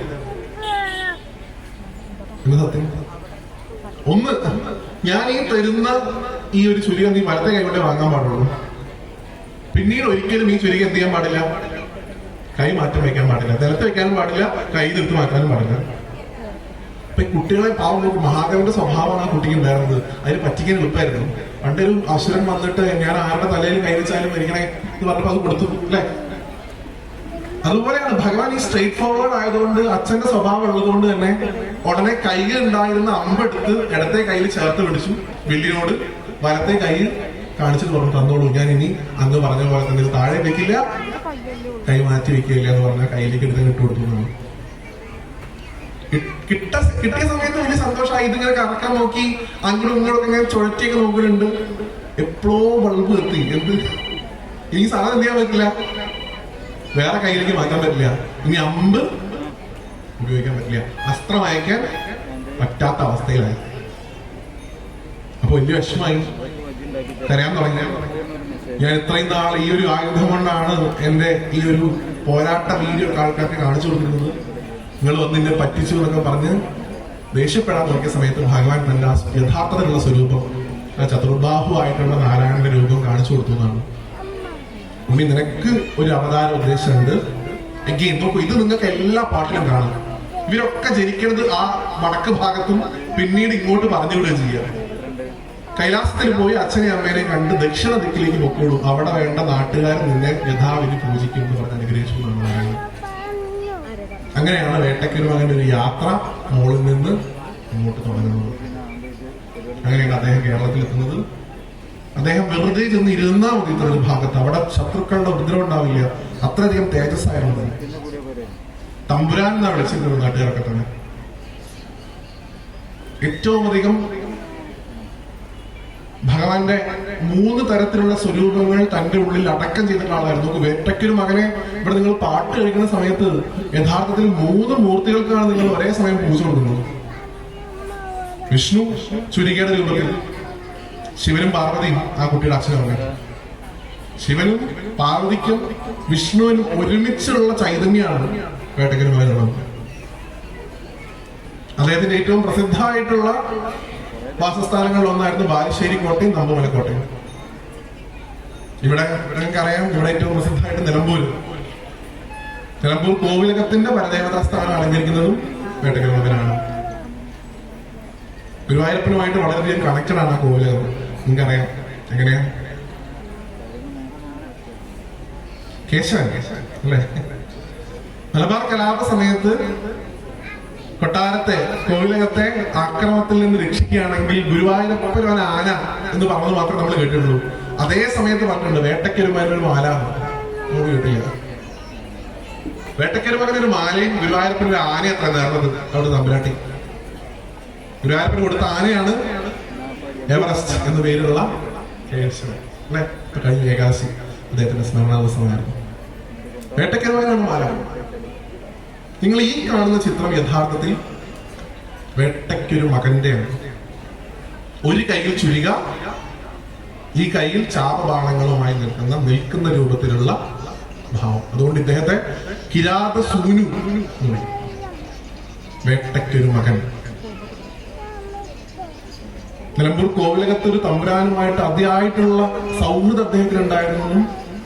മൈസൂരടുത്ത് നമ്പമലക്കോട്ടയിൽ അദ്ദേഹം താമസിക്കുന്ന സമയത്ത് നിലമ്പൂരിൽ നിന്ന് ആ തമ്പുരാൻ എല്ലാ ദിവസവും കാട്ടിലെ ഒരു പ്രത്യേക പാത ഉപയോഗിച്ചുകൊണ്ട് നേരിട്ട് പോയിട്ട് കാണുമായിരുന്നു വേട്ടയ്ക്കൊരു മകനെ എല്ലാ ദിവസവും. അങ്ങനെ കാണാൻ പറ്റാത്ത സമയത്താണ് കൊട്ടാരത്തിലെ കോവിലകത്തിൽ സാന്നിധ്യം ഉണ്ടായിരുന്നത് അറിയാം. ഇപ്പോഴും നിലമ്പൂർ കോവിലകത്തിൽ തൂണില് സ്വാമിയുടെ ചുരിക ഉണ്ടെന്നാണ് സങ്കല്പം. അങ്ങനെയുള്ള ഒരു ചൈതന്യമാണ് ഈ വേട്ടയ്ക്കൊരു മകൻ എന്ന് പറയുന്നത്. അദ്ദേഹത്തിന് ഏറ്റവും ഇഷ്ടമുള്ള ഒരു കഥ, ഒരു വിഭവം എന്താണെന്ന് വെച്ച് കഴിഞ്ഞാൽ കസ്തൂരി കളഭാണെന്ന് പറയാം.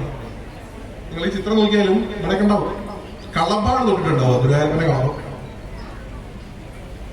കളഭവും കസ്തൂരിയും വലിയ ഇഷ്ടം. പറയുമ്പോ ശിവന്റെ മകനാണ്. ഭസ്മത്തിനോടൊക്കെയാണ് താല്പര്യം കൂടുതലുണ്ട്. പക്ഷെ അമ്മാവന്റെ സ്വഭാവം കിട്ടിയത് കളഭത്തിനോടായിരുന്നു കൂടുതൽ താല്പര്യം. കളഭം കൂടുതലാണ്. അങ്ങനെ കളഭം ധരിച്ച് ചാപബാണങ്ങളോടുമായി നിൽക്കുന്ന ആ വേട്ടയ്ക്കൊരു മകനെയാണ് നിങ്ങൾ ഇവിടെ പാട്ടിൽ ആരാധിച്ചത്. പ്രതിഷ്ഠ ഭഗവാൻ മഹാദേവനാണ്. പാട്ടിൽ നിങ്ങൾ പറഞ്ഞത് അദ്ദേഹത്തിന്റെ നട, ഈ വഴിനട എന്ന് പറയും. ഈ ഭഗവാൻ വന്ന വഴികൾ ഇങ്ങനെ വിസ്തരിക്കും. ഓരോ സ്ഥലത്ത് ഇന്ന സ്ഥലത്ത് അത് കണ്ടു, ഇത് കണ്ടു, അത് കണ്ടു, ഇത് കണ്ടു എന്ന് പറഞ്ഞ് കളത്തിലേക്ക് വായിക്കുകയും ചെയ്യും. ഇവിടെ നിങ്ങൾക്ക് നോക്കിയാലും കാണാം, അവിടെ കളമ്പാട്ട് നടക്കുന്ന സമയത്ത് വെച്ച് പൂജിക്കുന്ന ചുരിക ഈ ആകൃതിയിലുള്ള ചുരികയാണ്. ഭദ്രകാളിക്കൊക്കെ നമ്മൾ നാന്തകം പോലുള്ള വാടുകളാണ് നോക്കിയത് അല്ലെ, കണ്ടിട്ടുണ്ടാവും അല്ലെ? ഇവിടെ ചുരികയാണ് നോക്കിയത്. ചുരിക വേട്ടയ്ക്കൊരു മകൻ അത്രയധികം പ്രാധാന്യമാണ്. ചുരിക പിടിച്ചുകൊണ്ടാണ് നൃത്തമൊക്കെ. ചുരികയാണ് എഴുന്നള്ളിക്കുക. മുല്ലക്കാമ്പൽ പാട്ടൊക്കെ ഉണ്ടെങ്കിൽ അവിടെ നിങ്ങൾ എഴുന്നള്ളിക്കും. അത്രയധികം പ്രാധാന്യമുള്ള വേട്ടയ്ക്കൊരു മകനെയും ഇവിടെ നോക്കൂ. ഒരേ സമയം നിങ്ങൾ ഈ കളമ്പാട്ടിൽ അച്ഛനെയും മകനെയും ഒരുമിച്ച് സന്തോഷിപ്പിക്കാനാണ് ശ്രമിച്ചുകൊണ്ടിരിക്കുന്നത്. ഒരേ സമയം അച്ഛനെയും മകനെയും മാത്രമല്ല, ശ്രീപാർവതിയെയും ഗുരുവായൂരപ്പനെയും സന്തോഷിപ്പിക്കാനും വേട്ടയ്ക്കൊരു മകന്റെ ആരാധന കൊണ്ട് സാധിക്കും. അങ്ങനെയുള്ള കിരാത സൂനുവായിട്ടുള്ള ഭഗവാനെ സാഷ്ടാംഗം നമസ്കരിക്കുക. അദ്ദേഹത്തിന്റെ അഷ്ടകമൊക്കെ ഉണ്ട്. സാധിക്കുമെങ്കിൽ നിങ്ങൾ ആരെങ്കിലുമൊക്കെ അടുത്തൊരു ഉത്സവത്തിന് മുമ്പായിട്ടൊരു സ്പോൺസർഷിപ്പ് ഒക്കെ ചെയ്യുകയാണെങ്കിൽ അധികം പൈസ ഒന്നും വരില്ല. 500 രൂപയ്ക്ക് ഒരു ഫ്ലെക്സ് അടിച്ച് ദാതൊക്കെ വെച്ചതുപോലെ നമുക്ക് കിരാത സൂനുവിന്റെ അഷ്ടകം ഉണ്ട്. കിരാതാഷ്ടകം 8 ശ്ലോകങ്ങൾ. ഒരു രാജാവിനെ പണ്ട് ഏതോ ഒരാള് തടവറയിൽ കൊണ്ടിട്ടപ്പോ അദ്ദേഹം അവിടെ ഇരുന്ന് എഴുതിയതാണ്. അത് എഴുതി കഴിഞ്ഞ സമയത്ത് ഒരു വില്ലാളി വീരനായിട്ടുള്ള ഒരു ആദിവാസി യുവാവ് ആ രാജാവിനെ പോരിൽ തോൽപ്പിച്ചു ഇദ്ദേഹത്തെ സ്വതന്ത്രനാക്കിയതുമാണ്. വേട്ടയ്ക്കൊരു മകൻ നേരിട്ട് ഒന്ന് രക്ഷിച്ചു എന്നാണ് കഥ. രണ്ടാമത്, ഏറ്റവും നല്ല സന്താനങ്ങൾ ഉണ്ടാവുന്നതിന് ഇന്ന് നമുക്ക് എല്ലാവർക്കും അറിയാം, പല ആളുകളും അനുഭവിക്കുന്ന പ്രയാസമാണ് IVF ക്ലിനിക്കുകളൊക്കെ. നല്ല സൽസന്താനങ്ങൾ ഉണ്ടാവണമെങ്കിൽ വേട്ടയ്ക്കൊരു മകനെ പ്രാർത്ഥിച്ചാൽ മാത്രം മതി. നമ്മൾ വേട്ടയ്ക്കൊരു എത്രയധികം ഈ സൽസന്താനദായക സ്വഭാവം ഉള്ള ആളാണ് ഭഗവാൻ. അങ്ങനെയുള്ള ആ ഭഗവാനെ നിങ്ങൾക്ക് ഇവിടെ ആരാധിക്കാൻ ഒരു അവസരം കിട്ടിയതിന് ഞാൻ വേറെ എവിടെ ഇത്രയും വിപുലമായിട്ട് നിലമ്പൂർ പാട്ടൊക്കെ നിങ്ങൾക്ക് അറിയാം. അവിടെയൊക്കെ നിങ്ങൾക്ക് ഈ അവസരം ഈ ഒരു ഭാഗത്ത്, പ്രത്യേകിച്ച് മലബാറിന്റെ ഈ ഒരു ഭാഗത്താണ് വേട്ടക്കരുമകന്റെ ആരാധനയ്ക്ക് ഇത്രയധികം പ്രാധാന്യം. പിന്നീട് കളമ്പാട്ട് കഴിഞ്ഞാൽ പിന്നെ അദ്ദേഹത്തിന് ഏറ്റവും ഇഷ്ടപ്പെട്ട ഒരേ ഒരു വഴിപാടേ ഉള്ളൂ, അത് പന്തീരായിരാണ്. ഇവിടെ ഉണ്ടായിട്ടുണ്ടാവും. വേട്ട കഴിഞ്ഞ് വരുന്ന അദ്ദേഹത്തിന് ദാഹത്തിനുള്ള വെള്ളം കൊടുക്കുന്നതാണ് സങ്കല്പം. എത്രയോ പ്രായമായിട്ടുള്ള ശാന്തിമാരടക്കം മണിക്കൂറുകൾ ഇരുന്ന് ഈ 12,000 തേങ്ങ മുട്ടുന്നതിന് കാണാം. എവിടുന്നാണ് ആ എനർജി, ആ ഒരു ഓറ അവർക്ക് ഉണ്ടാവുന്ന സമയത്ത്? ആ വേട്ടക്കരുമകന്റെ ചൈതന്യമാണെന്ന് പറയും. 12,000 കളമ്പാട്ട്. പിന്നെ ഇഷ്ടപ്പെട്ട, ഇനിയിപ്പോ നിങ്ങളിപ്പോ എന്നോട് പറയാണ് വ്യാസൻ കളമ്പാട്ട് നടത്തുന്നതിന് വലിയ ചെലവാണ്, 12,000 നടത്തുന്നതിന് വലിയ ചെലവാണ്, ചെറിയ ചെലവിൽ എന്തെങ്കിലും ഉണ്ടോ എന്ന് ചോദിച്ചു കഴിഞ്ഞാൽ ഭഗവാൻ ഏറ്റവും ഇഷ്ടപ്പെട്ട ഒരു നേദ്യമുണ്ട്. അത് വറപ്പൊടി. വറപ്പൊടി നേദ്യം വലിയ ഇഷ്ടമാണ്. അരി വറുത്ത് പൊട്ടിച്ച് വറുത്തുന്നു. അദ്ദേഹം ഈ സഞ്ചാരി ആയിരുന്നുകൊണ്ട് തന്നെ കാട്ടിലൂടെ സഞ്ചരിക്കുന്ന സമയത്ത് ദീർഘനാൾ കേടുകൂടാതിരിക്കുകയും വേണം, എന്നാൽ കൊണ്ടു നടക്കാൻ പറ്റുക വേണം. അതുകൊണ്ടാണ് വറപ്പൊടി കൊണ്ടു നടക്കുന്നത്. 3 കാര്യങ്ങളാണ് എല്ലാവർക്കും പോയി വാങ്ങുക. നാട്ടിൽ കൂടെ ഒക്കെയുള്ള ആൾക്കാർക്ക് പോയിട്ട് 3 സാധനങ്ങൾ വാങ്ങും. ഒന്ന് കളഭം തൊടാൻ, കസ്തൂരി ദേഹത്ത് പൂശാൻ, വറപ്പൊടി ഭക്ഷണം കഴിക്കാൻ. ഇത് 3മാണ് വലിയ പ്രാധാന്യം. പിന്നെ അദ്ദേഹത്തിന് ഏറ്റവും ഇഷ്ടപ്പെട്ട ഒരു ഏർപ്പാടാണ് അവിടെ നടന്നുകൊണ്ടിരിക്കുന്നത്, അന്നദാനം, ഭക്ഷണം കൊടുക്കുക ആൾക്കാർക്ക്. വലിയ ഇഷ്ടമാണ്. അദ്ദേഹത്തെ കാണാനായിട്ടൊരു രാജാവ് നമ്പുമനക്കോട്ടയിൽ വന്നിട്ട് പറഞ്ഞായി, ഭഗവാനെ അങ്ങയുടെ അനുഗ്രഹം ഉണ്ടാവണം, എനിക്ക് എപ്പോഴും ആക്രമണമാണ് എന്റെ രാജ്യത്ത്, അതുകൊണ്ട് അങ്ങ് വന്ന് എന്റെ രാജ്യത്തിരുന്ന് എന്റെ രാജ്യത്തെ രക്ഷിക്കണം എന്ന് പറഞ്ഞതാണ്. അദ്ദേഹം പറഞ്ഞു, നിലമ്പൂർ പോലും നിങ്ങൾക്കറിയാം, സന്ധ്യാലയം ആദിവാസി വിഭാഗത്തിൽപ്പെട്ട ആളുകളൊന്നും നടക്കുന്നത് അത്ര ഇഷ്ടമാണ് ഭക്ഷണം കൊടുക്കുന്നത്, അന്നദാനം. ഒരിക്കൽ ഭഗവാൻ നേരിട്ട് പോയിട്ട് തമ്പുരാനെ വിളിക്കുക, എവിടെയെങ്കിലും അങ്ങനെ ഭഗവാൻ തന്നെ വിളിക്കുക, തമ്പുരാനെ വിളിക്കും. അവിടെ ചെന്നിട്ട് ഭക്ഷണം ചോദിച്ചു അത്രേ. ഉച്ച സമയമാണ്, അതുകൊണ്ട് ഭക്ഷണം ഇപ്പൊ കഴിച്ചാൽ ശരിയാവില്ല, എനിക്ക് വേണ്ടാന്ന് പറഞ്ഞു പോയി. വിളമ്പഴ ആൾക്ക് മനസ്സിലായില്ല അത്രേ വന്നത് വേട്ടക്കരുമകനാണെന്ന്. പിന്നെ എപ്പോഴോ ലൈറ്റ് കത്തിയിട്ട് രാജാവിന്റെ അടുത്ത് പോയി പറഞ്ഞു, ഇങ്ങനെ ഒരാള് വന്നിരുന്നു, ഒരു ഭിക്ഷക്കാരനെ പോലെ ഒരാള്. അയാൾ ചോദിച്ചപ്പോ അയാൾ വേണ്ടാന്ന് പറഞ്ഞത്. ഇവർ രണ്ടുപേരും പുറകെ ഓടിയെന്നാണ്. പോയി തെരഞ്ഞു പിടിച്ച് കൂട്ടിക്കൊണ്ടു വന്നു എന്നൊരു കഥയുണ്ട്. ആ ഭക്ഷണം തരില്ല, വേണോന്ന് ചോദിച്ച ആൾക്ക് പോലും ഭഗവാൻ തന്റെ ആരാധനയ്ക്ക് ഒരു പ്രത്യേക സ്ഥാനം കൊടുത്തതാണ്. എന്തോ അതിൽ ഉണ്ടാക്കുന്ന ചില വിഭവങ്ങളൊക്കെ അയാളുടെ ഫാമിലിക്ക് എന്ന് പറഞ്ഞു കൊടുത്തത്. വേട്ടക്കരുമകന്റെ കഥ കേട്ട് കഴിഞ്ഞാൽ നമുക്കിങ്ങനെ നമ്മുടെ സ്വന്തം നോക്കും. ഞാൻ എല്ലാവർക്കും പറയാറുണ്ട്, നിങ്ങൾ ഏത് നാട്ടിൽ പോയാലും, ഏത് രാജ്യങ്ങളിൽ പോയാലും അവിടെ ഒരു മലയാളി ഉണ്ടെങ്കിൽ നിങ്ങൾക്ക് അവിടെ 2 പേരെ കാണാം. ഒന്നൊരു ഗുരുവായൂരപ്പന്റെ അമ്പലം ഉണ്ടാവും, ഒന്ന് അയ്യപ്പസ്വാമിയുടെ അമ്പലം ഉണ്ടാവും. നിർബന്ധമാണ് എവിടെ പോയാലും. നമ്മുടെ നാട്ടുകാർക്ക് ആ 2 ചൈതന്യങ്ങളോടുള്ള ഇഷ്ടം. കാരണം സ്വാമി നമ്മൾ വിളിക്കുന്നേ പാണ്ഡ്യേശ വംശതിലകം കേരളേ കേരളി വിഗ്രഹം എന്നാണ്. പാണ്ഡ്യന്റെ മകനാണെങ്കിലും കേരളത്തിൽ വന്ന് ജനിച്ച് കേരളത്തിലെ സ്വന്തം അമ്പലം ഉണ്ടാക്കി കേരളത്തിലുള്ള ആൾക്കാർക്ക് വേണ്ടി ഇവിടെ ഇരിക്കുന്ന ആളാണ്. ഉള്ള ആളാണ് ഗുരുവായൂരപ്പൻ. ഇവർ 2 പേരോടും പ്രത്യേകമായിട്ടുള്ള ഇഷ്ടം. അതുപോലെ നമുക്ക് ഇഷ്ടപ്പെടാൻ പറ്റിയ നമ്മുടെ സ്വന്തം എന്ന് പറയാൻ പറ്റിയ ഒരാളായിട്ട്. അത് അച്ഛനാണെങ്കിലും മകനാണെങ്കിലും. അച്ഛനെ കാണാൻ നിരവധിയുള്ള സ്ഥലങ്ങളുണ്ട്. ഞാൻ പറഞ്ഞില്ല, വടക്കുനാഥിൽ പോയാൽ നിങ്ങൾ കാണുന്നത് മഹാദേവനെ തന്നെ. അത് കിരാതമൂർത്തിയാണ്. അർജുനന് അനുഗ്രഹിക്കാൻ വന്ന ഭാവം, ആ ഭാവമാണ് ഇവിടെയുള്ളതെന്ന് പറയുന്നത്. ഇനി ഒരു കാര്യത്തോടെ പറഞ്ഞ് നമുക്ക് പതുക്കെ അവസാനിപ്പിക്കുന്ന ഭാഗത്തിലേക്ക് പോവാം. ഈ ശിവനായതുകൊണ്ടും മഹാദേവന്റെ സ്വഭാവം എങ്ങനെയാണെന്നൊക്കെ ഒരു ധാരണ നമുക്ക് ഉള്ളതുകൊണ്ടും പൊതുവിൽ എല്ലാവർക്കും ഉള്ള ഒരു പ്രശ്നമാണ്. ഗുരുവായൂരപ്പനാണെങ്കിൽ വളരെ ഇഷ്ടമാണ്, മഹാദേവനാണെങ്കിൽ ഒരു സ്റ്റെപ്പ് ബാക്കിലാണ്. ശിവനോട് ഒരുപാട് അടുക്കാൻ എന്തോ ഒരു ഭയം. മഹാദേവൻ എന്ന് പറഞ്ഞാൽ സീരിയസ് ആണെന്ന് പറയാ, തമാശയൊന്നും ഇല്ലാത്ത ആളാണ്, എപ്പോഴും ഭയങ്കര സ്ട്രിക്റ്റ് ആണ്. പിന്നെ ഏറ്റവും കൂടുതൽ പേടിയുള്ള സാധനമാണ് എന്ത്? 3ാമത്തെ കണ്ണ്. അത് തുറന്ന് നോക്കിക്കഴിഞ്ഞാൽ അതിന് മൂന്ന് പറഞ്ഞിങ്ങനെ തീ വരും. അതോടുകൂടി നമ്മളൊക്കെ എന്താവും? ഞാൻ ഇവിടെ ഭഗവാന്റെ മുമ്പിൽ നിന്നാണ് പറയുന്നത്, നിങ്ങൾ ആരെങ്കിലും ഒരാളെ പേടിക്കണ്ടെന്നുണ്ടെങ്കിൽ അത് ശിവനെയാണ്. ഗുരുവായൂരപ്പനെ മുകളിൽ നിങ്ങൾ പേടിക്കണം. നിങ്ങൾ ആളെ പേടിക്കണ്ടെന്നുണ്ടെങ്കിൽ ശിവൻ. ഗുരുവായൂരപ്പനെ പേടിക്കണം എന്ന് പറയാൻ കാരണം നമ്മളെത്ര കള്ളത്തിൽ അറിയുന്നുണ്ടോ അതിന്റെ അപ്പുറത്തെ കള്ളത്തിൽ അറിയാവുന്നതാണ് ഗുരുവായൂരപ്പൻ. പണ്ടൊരു രാഷ്ട്രീയ നേതാവ് ഗുരുവായൂർ ഒരു കിരീടം സമർപ്പിച്ചിത്രേ, നല്ല വെയിറ്റ് വരെ കിരീടം.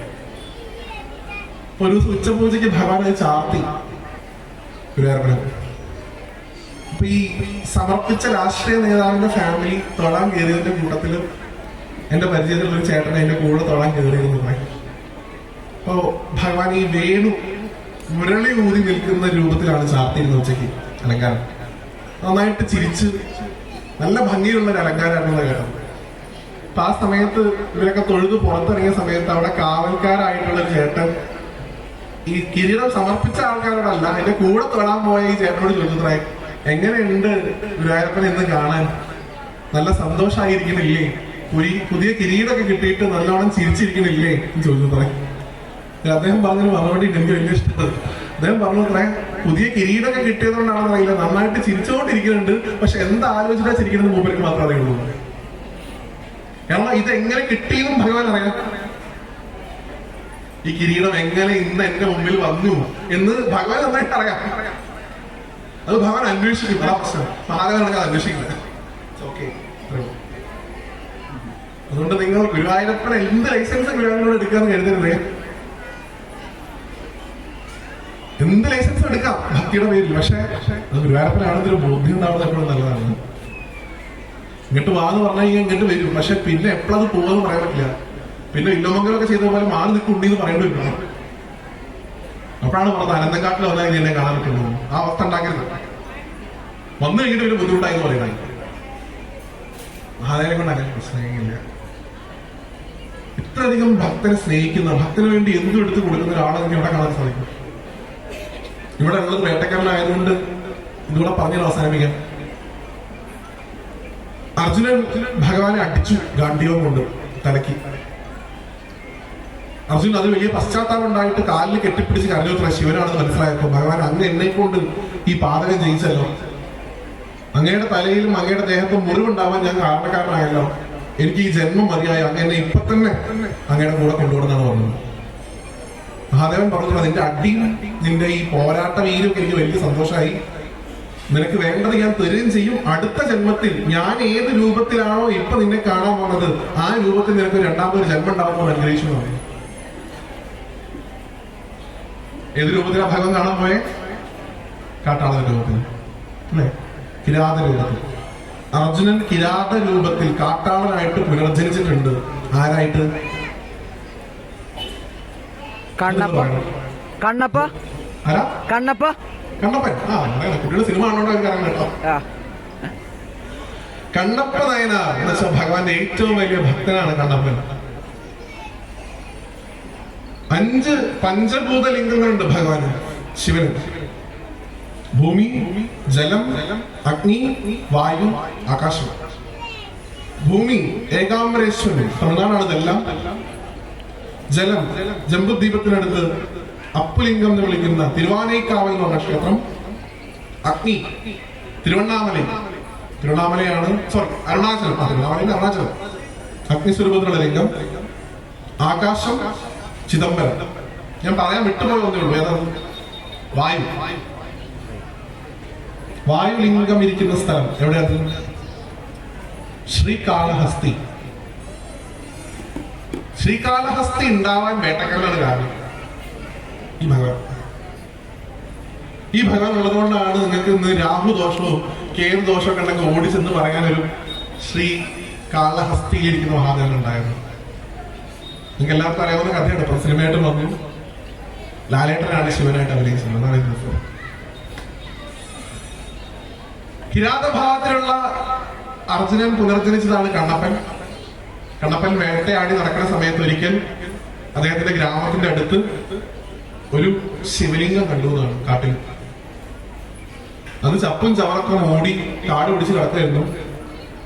ഇത്രയും നാൾ അങ്ങോട്ട് നോക്കുകയും ചെയ്യില്ലായിരുന്നു. പക്ഷെ ഒരു തവണ നോക്കിയപ്പോ അതിൽ എന്തോ അതുമായിട്ട് ലോക്കായി. നമ്മൾ ഈ ഗുരുവായൂരപ്പനെയൊക്കെ നോക്കണം പോലെ ഒരിക്കൽ നോക്കിക്കഴിഞ്ഞാൽ എന്തെങ്കിലും സാധനമായിട്ട് ഭഗവാൻ പിടിക്കും. പിന്നെ ആ പിടുത്തത്തിൽ നിന്ന് പോരെന്ന് പറയുന്നത് കുറച്ച് പ്രശ്നമാണ്.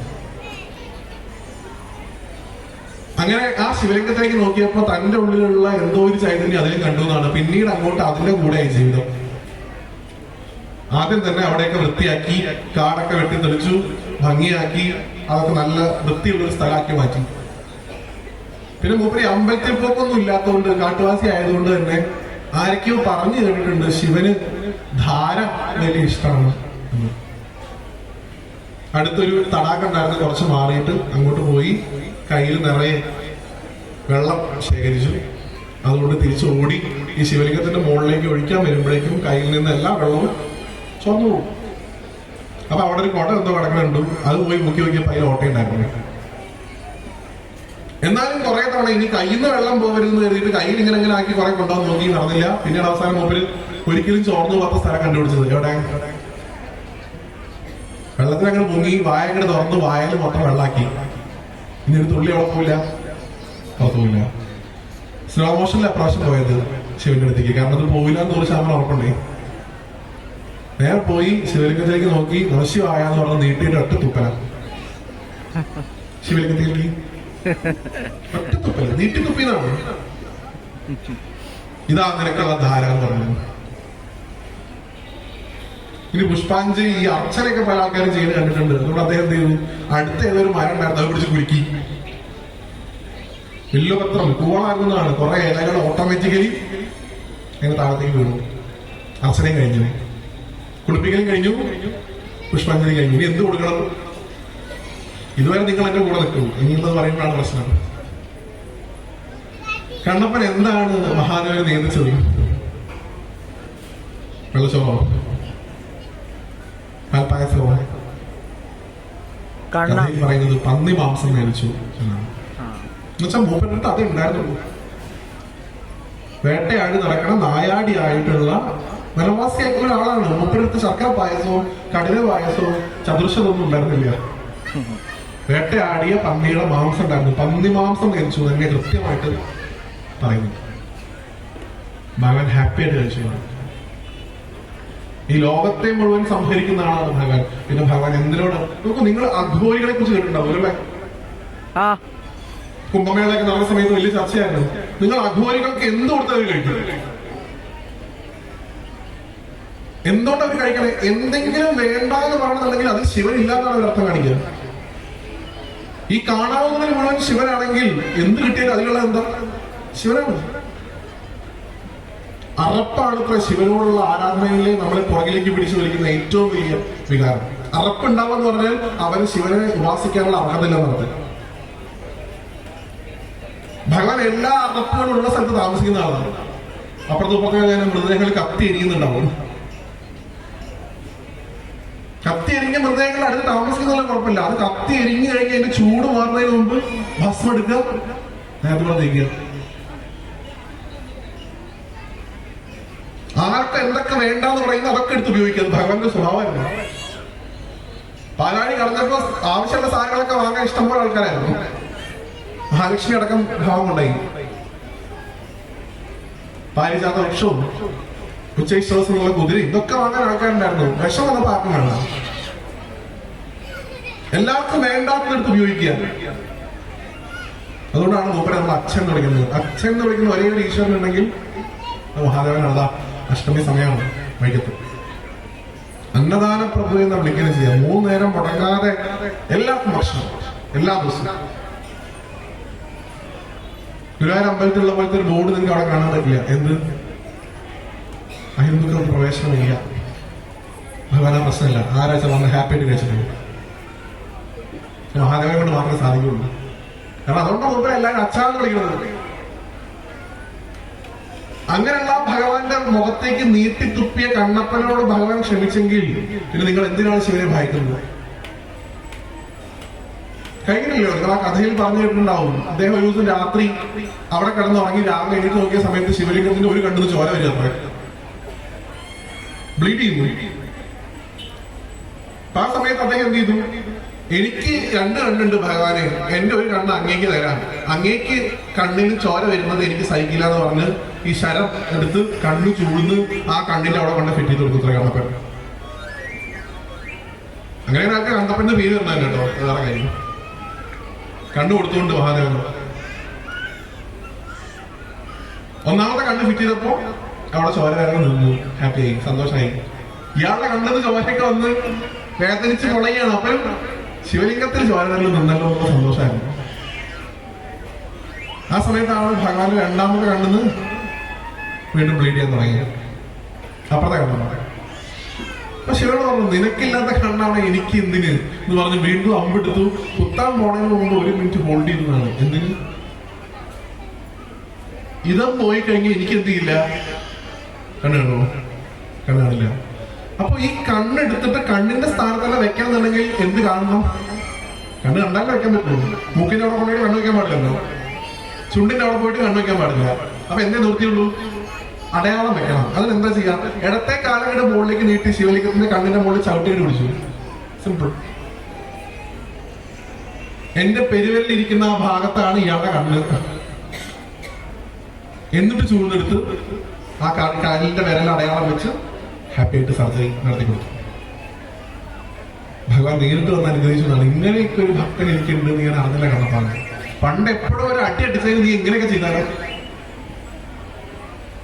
ഇങ്ങനെയുള്ള ശിവനെ നമ്മൾ എന്തിനാണ് ഭയക്കുന്നത്? നിങ്ങൾ കുട്ടികൾക്ക് മഹാദേവൻ ഇന്ന് ചില ഭക്തി പ്രസ്ഥാനത്തിന്റെ പേര് പറഞ്ഞ്, ഗുരുവായൂരപ്പന്റെ പേര് പറഞ്ഞ് ചില ആൾക്കാരൊക്കെ പഠിപ്പിക്കുന്നുണ്ട്. Shiva is A devil. അയാളെ ആരാധിക്കാൻ പാടില്ല. അയാൾ ശ്മശാനത്തിൽ താമസിക്കുന്ന ആളാണ്. അയാളുടെ ചുടലഭസ്മം ധരിക്കുന്ന ആളാണ്. അയാളെ ആരാധിക്കുന്നത് ശരിയല്ല എന്നൊക്കെ പഠിപ്പിക്കുന്ന ചില ആൾക്കാർ ഇറങ്ങിയിട്ടുണ്ട്. ഞാൻ എല്ലായിടത്തും പറയാറുണ്ട്, നിങ്ങൾക്ക് ഒരു ആപത്ത് വരണ സമയത്ത്, ഒരു പ്രയാസം വരണ സമയത്ത് ഗുരുവായൂരപ്പാന്ന് വിളിക്കാൻ അർഹത ഉണ്ടാക്കി തരുന്ന മഹാദേവനാണ്. അത് ഓർത്ത് പെരുമാറുക. മഹാദേവന്റെ കാൽപാദം പതിഞ്ഞ മണ്ണിലാണ് ഗുരുവായൂരപ്പന്റെ വിഗ്രഹം പ്രതിഷ്ഠിക്കുന്നത്. ഗുരുവായൂരപ്പൻ നിൽക്കുന്ന ഭൂമി എന്ന് പറയുന്നതിന്റെ പരിശുദ്ധി എന്താ? മഹാദേവന്റെ കാല് പതിഞ്ഞ ഇടം. ഗുരുവുമായും കൂടെ കൊണ്ടുപോകുന്ന വിഗ്രഹം എപ്പോഴാ താഴെ ഇറക്കിയത്? ആരെ കണ്ടിട്ടാ? താഴെ ഭഗവാൻ സ്വയം നിന്ന് നൃത്തം ചെയ്യുന്നുണ്ട്. മഹാദേവൻ താഴെ ഇറങ്ങിയിട്ട് പറഞ്ഞു, ഗുരുവുമായും കൂടെ ചേർന്ന് പറയുന്നത് എന്താണ്? ഭഗവാൻ അങ്ങയുടെ ഈ പാദം സ്പർശിച്ച ഈ ഭൂമിയിലല്ലാതെ ഈ വിഗ്രഹം പ്രതിഷ്ഠിക്കാൻ ഇതിലും ധന്യമായുള്ള സ്ഥലം വേറെ എവിടെയുള്ളത്? അപ്പോഴാണ് പറഞ്ഞത്, എന്റെ ഭൂമിയാണ്, ഞാൻ അങ്ങോട്ട് മാറി ഇരുന്നോളാം, ഇവിടെ പ്രതിഷ്ഠിച്ചോളൂ. അതുകൊണ്ട് മഹിമ ഭഗവാന്റെ എല്ലാ ആൾക്കാർക്കും കൊടുക്കുന്ന സ്വഭാവം എത്ര അധികമുള്ള ആളാണ്. സ്വന്തം സ്ഥലം ഭഗവാന് കൊടുത്ത് മാറിയിരുന്നു. ആ മഹിമ കൊണ്ടുള്ള ഊരായതുകൊണ്ട് പിന്നീട് അത് ലോപിച്ച് മഹിമയൂരെന്നും പിന്നീട് അത് മമ്മിയൂരെന്നും മാറി. ഇന്നും ഇനി ഒരു കാര്യം പറഞ്ഞ് നിങ്ങളെ ചീത്ത അറിയോ? ഇല്ല. ഈ ഗുരുവായൂർ അമ്പലത്തിൽ പോയി തൊഴുത് കഴിഞ്ഞ് പുറത്ത് ഈ ഭഗവതിയുടെ അവിടെ തൊഴുത് കഴിഞ്ഞ് നമ്മൾ ചെയ്യേണ്ട ഏർപ്പാടുണ്ടല്ലോ, നിന്ന് കറങ്ങുക. പെട്ടെന്ന് എന്തോ ബോധോദയം വന്ന പോലെ പെട്ടെന്ന് തിരിയുന്നു, ആ ഭാഗത്തേക്ക് നോക്കുമ്പോൾ തൊഴുന്നു. അവിടെ ഒരു ബോർഡ് വെച്ചിട്ടുണ്ട്, ഗുരുവായൂർ ദേവസ്വം.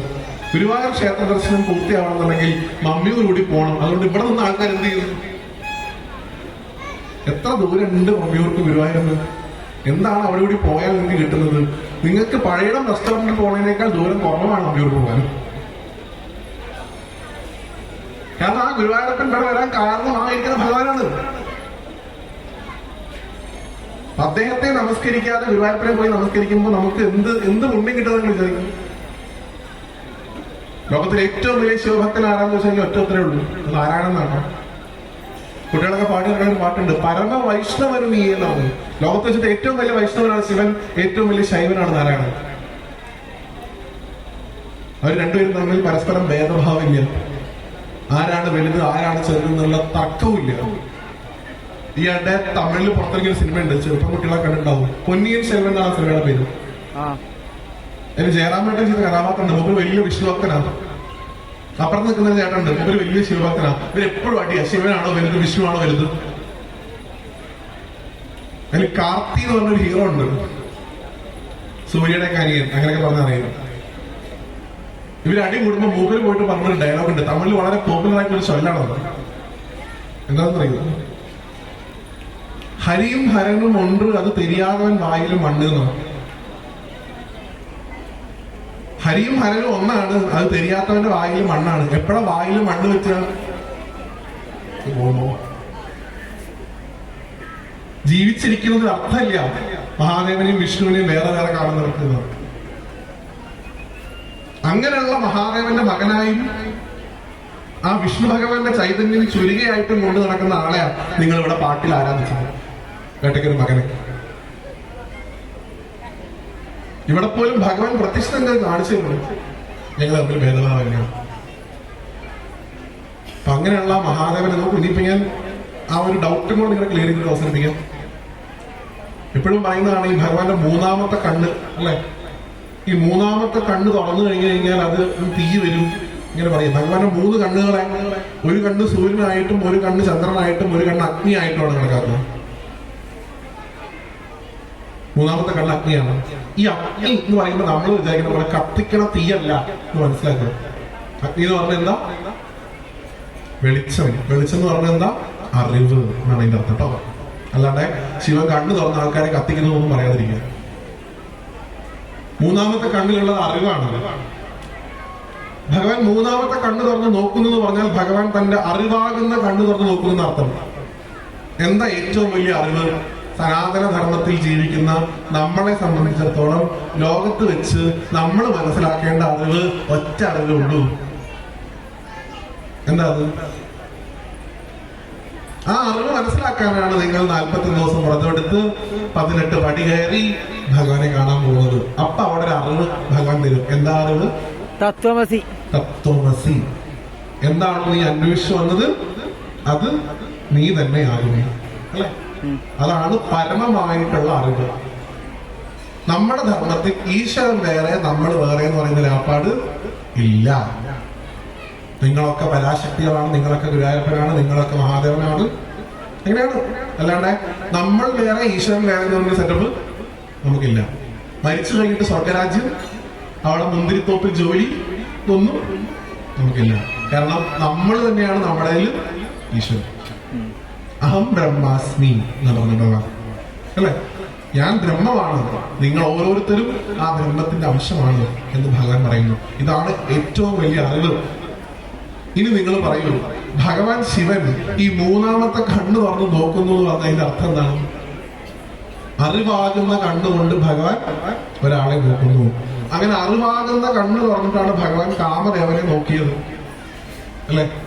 ശ്രീപാർവതി ദേവിയെ വിവാഹം കഴിക്കാനായിട്ട് ഭഗവാൻ കാലതാമസം എടുക്കുന്നത് കണ്ടപ്പോ ദേവന്മാരുടെ ഒരു അഭ്യർത്ഥന പ്രകാരം പാവം കാമദേവൻ പോയിട്ട് അസ്ത്രം അയച്ചു. ആ അസ്ത്രം തന്റെ തപസ്സിന് വിഘ്നം വരുത്തുന്നത് കണ്ട ഭഗവാൻ കാമദേവനെ നോക്കി. ആദ്യം 2 കണ്ണോടാ നോക്കി. അപ്പൊ മുമ്പ് എന്തെങ്കിലും പറ്റിയോ? ഒന്നും പറ്റിയില്ല. മൂന്നാമത്തെ കണ്ണ് തുറന്ന് നോക്കി. ആ മൂന്നാമത്തെ കണ്ണ് എന്താ? അറിവാണ്, പരമമായിട്ടുള്ള അറിവാണ്. പരമമായിട്ടുള്ള അറിവാണ് ഞാനും നീയും ഒന്നാണ്. ഭഗവാൻ കാമദേവനെ നോക്കിയപ്പോ ഈ ഇരിക്കുന്നതും ശിവൻ, ആ കാണുന്നതും അവർക്ക് പറയൂ ശിവൻ. അതുകൊണ്ടാണ് കാമദേവന്റെ അസ്തിത്വം ഇല്ലാണ്ടായി പോയത്. അല്ലാണ്ട് കാമദേവനെ ഭഗവാൻ കത്തിക്കല്ല ചെയ്യുന്നത്. ഞാനും ശിവനാണ്, ആ നിൽക്കുന്നതും ശിവനാണ്. ആ ശിവൻ ഈ ശിവനിൽ വന്ന് ലയിക്കുന്നു. അതാണ് ഈ മൂന്നാമത്തെ കണ്ണ് എന്ന് പറയുന്നത്. അല്ലാതെ മറ്റേ ഗ്യാസ് ഫിൽറ്റർ പോലെ ഇങ്ങനെ വരിക അതൊന്നുമില്ല. അത് കുറച്ച് കിട്ടിയിരുന്നെങ്കിൽ നന്നായിരുന്നു ചില ആൾക്കാരൊക്കെ പറഞ്ഞു. അത്ര വിലയാണ്. പരമമായിട്ടുള്ള അറിവാണ് ഭഗവാന്റെ മൂന്നാമത്തെ കണ്ണ്. ഇനി നമുക്ക് ഗുരുവായൂർ ഇത് എല്ലാത്തിനും നിങ്ങൾക്ക് കാണാം. ഭഗവാന്റെ ഏറ്റവും പ്രധാനപ്പെട്ട ആയുധം എന്താ? ചക്രം. ആ ചക്രത്തിന്റെ പേരെന്താ? സുദർശനം. അതിനെ വിളിക്കുക. എന്താ അതിന്റെ യഥാർത്ഥ മീനിങ്? ദർശനം എന്ന് പറഞ്ഞാൽ എന്താ? കാഴ്ച. സുദർശനം എന്ന് പറഞ്ഞാൽ എന്താ? ഏറ്റവും പ്രധാനപ്പെട്ട കാഴ്ച. ഏറ്റവും പ്രധാനപ്പെട്ട കാഴ്ച എന്താ? ഞാനും അതും ഒന്നായി കാണുന്നതാണ് ഏറ്റവും പ്രധാനപ്പെട്ട കാഴ്ച. അപ്പൊ കൃഷ്ണൻ ഒരാൾക്ക് നേരെ സുദർശനം പ്രയോഗിച്ചു എന്ന് പറഞ്ഞതിന്റെ അർത്ഥം എന്താണ്? ഭഗവാൻ നോക്കുമ്പോ ഇതും കൃഷ്ണൻ, ആ കാണുന്നതും കൃഷ്ണൻ. രാജസ്വയത്തില് 100 തവണ ഭഗവാനെ ചീത്ത പറയും ശിശുപാലൻ അല്ലെ. അപ്പൊ ഭഗവാൻ സുദർശനം എടുത്തു എന്ന് പറഞ്ഞ അതിന്റെ അർത്ഥം എന്താണ്? ഭഗവാൻ നോക്കാൻ തുടങ്ങി എങ്ങനെ ശിശുപാലൻ കൃഷ്ണനാണ്, ഈ നിൽക്കുന്നതും കൃഷ്ണനാണ്. ആ സമയത്ത് ശിശുപാലന്റെ കഴുത്തർത്ഥം മാത്രമേ നമ്മൾ കേൾക്കുള്ളൂ. ശിശുപാലന്റെ ദേഹത്തു നിന്ന് ഒരു ജ്യോതിസ് ഭഗവാനിൽ വന്ന് ചേർന്നു എന്ന് ഭാഗവതം പറയുന്നു. എന്നുവെച്ചാൽ എന്താ? ഭഗവാൻ കൃഷ്ണനായിട്ട് കണ്ടു എല്ലാരും. ഇവരൊക്കെ ആത്യന്തികമായിട്ട് പറഞ്ഞു വെക്കുന്നത് എന്ത് തന്നെയാണ്? ഇവർ വേട്ടയ്ക്കനും അവന്റെ കയ്യിലുള്ള ചുരുകിയും ഇത് തന്നെയാണ്. നിങ്ങൾക്കുള്ള ഒരു ഉറപ്പാണ്. എന്ത്? ഞാനും നിങ്ങളും വേറെ വേറെ അല്ല. ആ സുദർശനാണ് ഭഗവാന്റെ കയ്യിലുള്ള ചുരുകം. ഭഗവാൻ ഏറ്റവും പ്രസിദ്ധമായിട്ട് ഒരു ധ്യാനത്തിൽ പോലും ആ ചുരുക ഇടയ്ക്കിടയ്ക്ക് പറയും. കിരാതവംശം നന്ദി എന്ന് പറഞ്ഞ് അവസാനിക്കുന്ന ശ്ലോകം എനിക്ക് സമയത്തോട് ചൊല്ലാത്ത. ചാപം ധരിച്ചുകൊണ്ട്, അസ്ത്രം ധരിച്ചുകൊണ്ട്, ചുരിക ധരിച്ചുകൊണ്ട് ഈ കാണാവുന്ന ലോകത്തിന് മുഴുവൻ കാവൽക്കാരനായിട്ട് നിൽക്കുന്ന ഒരു ഭഗവാൻ. അങ്ങനെ ഒരു ചൈതന്യമാണ് വേട്ടയ്ക്കൽ. ഇദ്ദേഹത്തിന്റെ അച്ഛന്റെ സ്ഥാനം അലങ്കരിക്കുന്ന മഹാഗണപതി ക്ഷേത്രത്തിൽ മകന്റെ ഉത്സവം. ഭഗവാൻ എപ്പോഴും അങ്ങനെയാണ്. ഭഗവാന്റെ മക്കളുടെ കാര്യത്തിൽ വലിയ താല്പര്യമാണ്. ഇപ്പൊ അഷ്ടമി സമയത്ത് നിങ്ങൾക്കറിയാം, ഉദയനാപുരത്ത് നിന്ന് സുബ്രഹ്മണ്യ സ്വാമി ഭഗവാനെ കാണാൻ വൈക്കത്തേക്ക് വരും. അച്ഛനെ കാണാൻ മകൻ. ഒരു ദിവസം ഭഗവാൻ നേദ്യമില്ലെന്ന് ഞാൻ കേട്ടിട്ടുണ്ടാവും. അച്ഛൻ മഹാദേവൻ എന്നുവെച്ചാൽ മുരുകൻ യുദ്ധത്തിന് പോയ സമയത്ത് ഭഗവാൻ മകന്റെ ആ യുദ്ധത്തിന്റെ വിജയം കഴിയുന്നത് വരെ പ്രാർത്ഥനയോടുകൂടി ഭക്ഷണം കഴിക്കാതെ ഇരുന്നതാണ്. നിങ്ങൾക്ക് ഇത്തിരിയൊക്കെ മനക്കെട്ടിയുള്ള ആൾക്കാർ നിങ്ങളുടെ ഇടയിലുണ്ടെങ്കിൽ വൈക്കത്ത് അഷ്ടമിയുടെ സമയത്താണെന്നാണ് എന്റെ വിശ്വാസം. അവസാനത്തെ ദിവസം ഈ ഉദയനാപുരത്തപ്പൻ വൈക്കത്തപ്പനോട് യാത്ര പറയുന്ന ഒരു രംഗമുണ്ട് വൈക്കത്ത് അമ്പലത്തിൽ വെച്ചിട്ട്. കണ്ടിട്ടുണ്ടോ? ഇപ്പൊ യൂട്യൂബിൽ കാണുന്നുണ്ട്. ഒരാനയുടെ പുറത്ത് മുരുകന്റെ തടമ്പ്, ഒരു ആനയുടെ പുറത്ത് ശിവന്റെ തടമ്പ്. ആ മകൻ തിരിച്ചു വീണ്ടും തന്റെ ക്ഷേത്രത്തിലേക്ക് പോകാനായിട്ട് അച്ഛനോട് യാത്ര പറയുന്ന ഒരു രംഗം വൈക്കത്ത് അമ്പലത്തിൽ അനുസ്മരിക്കും. ദുഃഖഗാന്ധാരം കൊണ്ടൊരു രാഗമുണ്ട്. നാദസ്വരത്തിൽ അത് വായിക്കും. ആ സമയത്ത് ആനകൾ നിന്ന് കരയണത് കാണാം, അവിടെ നിൽക്കുന്ന ആൾക്കാർ നിന്ന് കരയണത് കാണാം, യൂട്യൂബിൽ കാണുന്ന ചില ആൾക്കാർ നിന്ന് കരയണത് കാണാം. എന്താണ് ഈ അച്ഛൻ മകൻ ബോണ്ടിങ് എന്നൊക്കെ നമുക്ക് മനസ്സിലാവുന്നത്? ഈ കൊച്ചു കൊച്ചു സന്തോഷങ്ങളുടെ സിനിമയുണ്ട്.